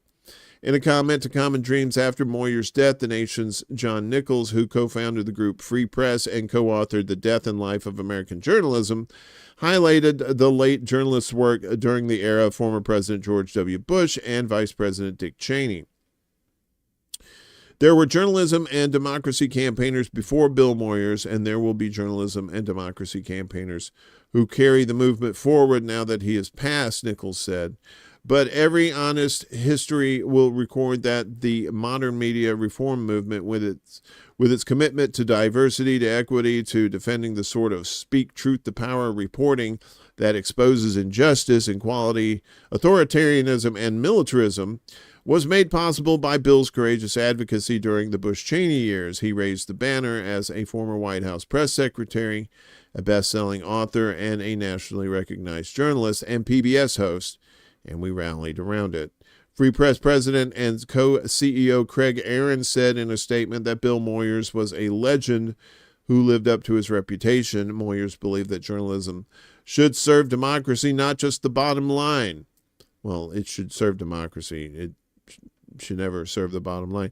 He deeply believed in the power and potential of public media, and he set the standard for public broadcasting by telling stories you couldn't find anywhere else. He always stood up to bullies, including those who come forward in every generation to try to crush public media and end its independence. We can honor his memory by continuing that fight. Many journalists weighed in on social media. I'm sure they did. He was a close friend, yada, yada. So anyway, beyond the media world, Moyers was also remembered fondly. Senator Bernie Sanders said Thursday, Bill Moyers, a friend, public servant, and outstanding journalist, has passed away.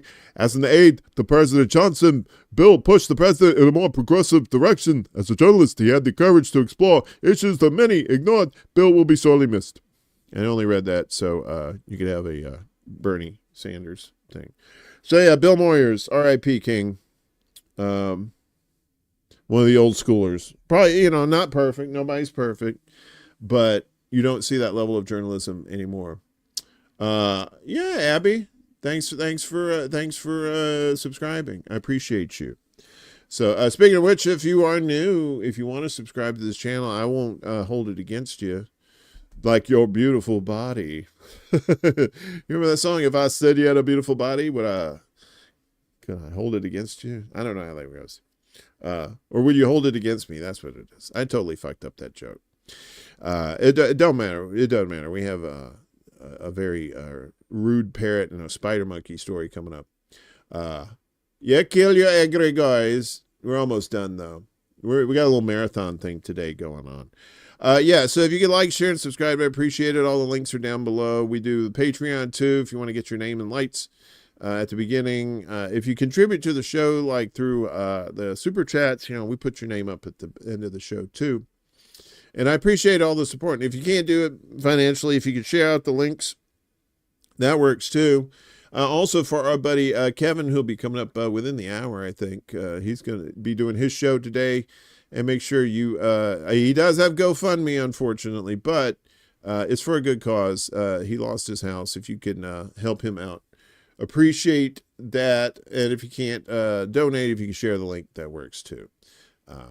Some GoFundMes are worth it. So I think he should be able to get something out of that. So, and coming up tomorrow, what's this guy?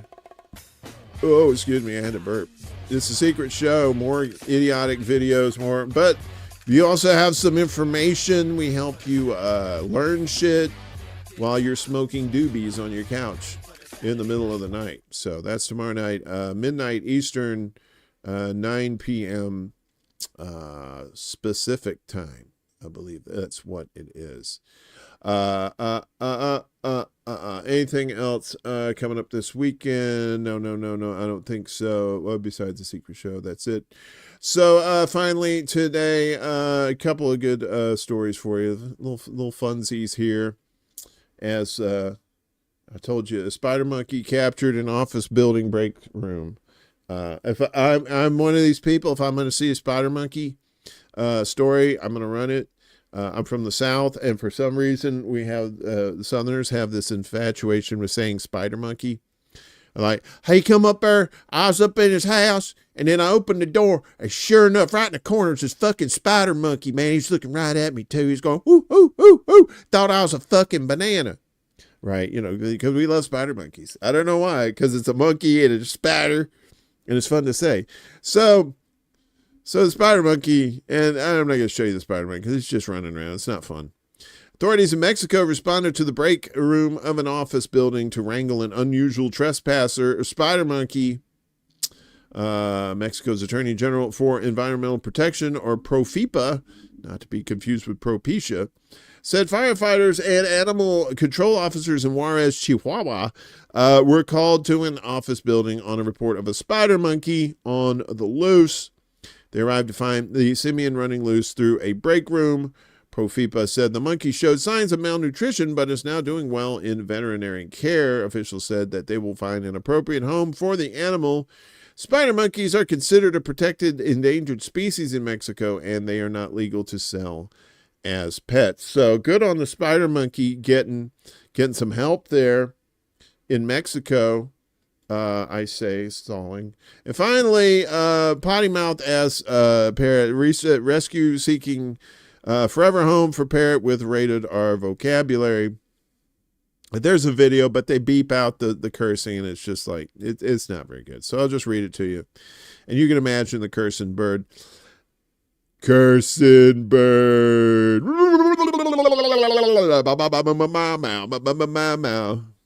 Don't you know that the bird is a word? A Rhode Island animal rescue group is seeking a new home for a 20-year-old parrot. 20-year-old? Wow. They do live a long time. With a vocabulary politely described as rated R, like the pirate. The Forever Paws Animal Shelter in Fall River said on social media that the bird, named Hendrix, came from a home where he was not being fed proper food, so he's mostly naked as a result of malnutrition. Hendrix's feathers are slowly growing back after being put on a healthier diet, but the Post warned the parrot has one other issue. If you adopt Hendrix, you're basically adopting Samuel L. Jackson. The rescue explained Hendrix's vocabulary is largely made up of curse words and slurs. So he's my drunk uncle. That's who he is. Sometimes when you give him something, he'll say thank you. If you call him a pretty bird, he'll say thank you. he'll say, "Good morning, baby." That's as far as the niceties go. Chantel Rogers, an administrative assistant at Forever Pause, told WJAR-TV, "The rest of it is slurs, cusses, things I can't repeat on camera." The social media post was emphatic in its disclaimer. "This bird is rated R. Parental advisory required. A real Sour Patch Kid if one side was sugar and the other side was arsenic," officials wrote. Despite the potty-mouthed parents' ill manners, the rescue has already received over 50 adoption applications. It's now in the process of choosing his new forever home. I would get a parent that was cursing. I would get a parent and teach it to curse. And if it already broke it in, you already got this parent cursing? Fuck yeah, man. Right. I guess that's gotta be it. Kill says we had a swearing parakeet growing up thanks to my sister training him. Yes. Surfing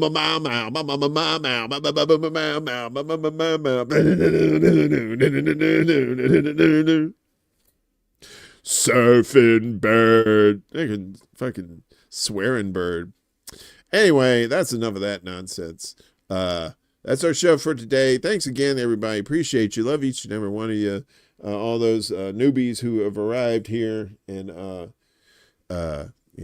joined our little party. I appreciate you. Sadly, this is our last show on Rockfin. I wish we could change things up, but, nobody really watches on Rockfin. And if they did, they were watching for free. They're sure as hell not going to pay like $13-14 a month just to see that. So, but you can still see it here on YouTube and Rumble and Facebook. We're thinking about adding maybe something else to replace it. Maybe like Odyssey or maybe Telegram or something like that. We're going to see how that works. Otherwise, this show will be back Tuesday for our anniversary, our year anniversary of Mornin Extra. Been on 1 year. And, I like to think that it's done some good. We put some information out there for you.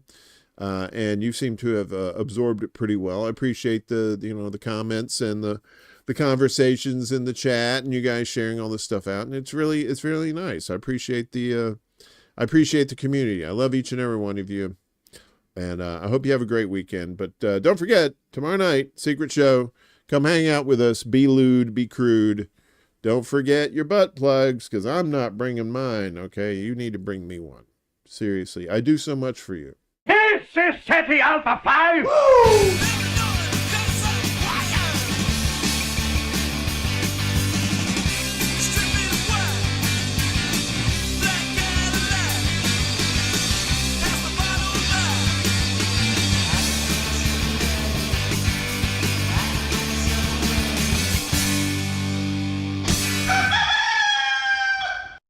Hello, my baby. Hello, my honey. Hello, my ragtime gal. Send me a kiss, my wine. Baby, my heart's on fire.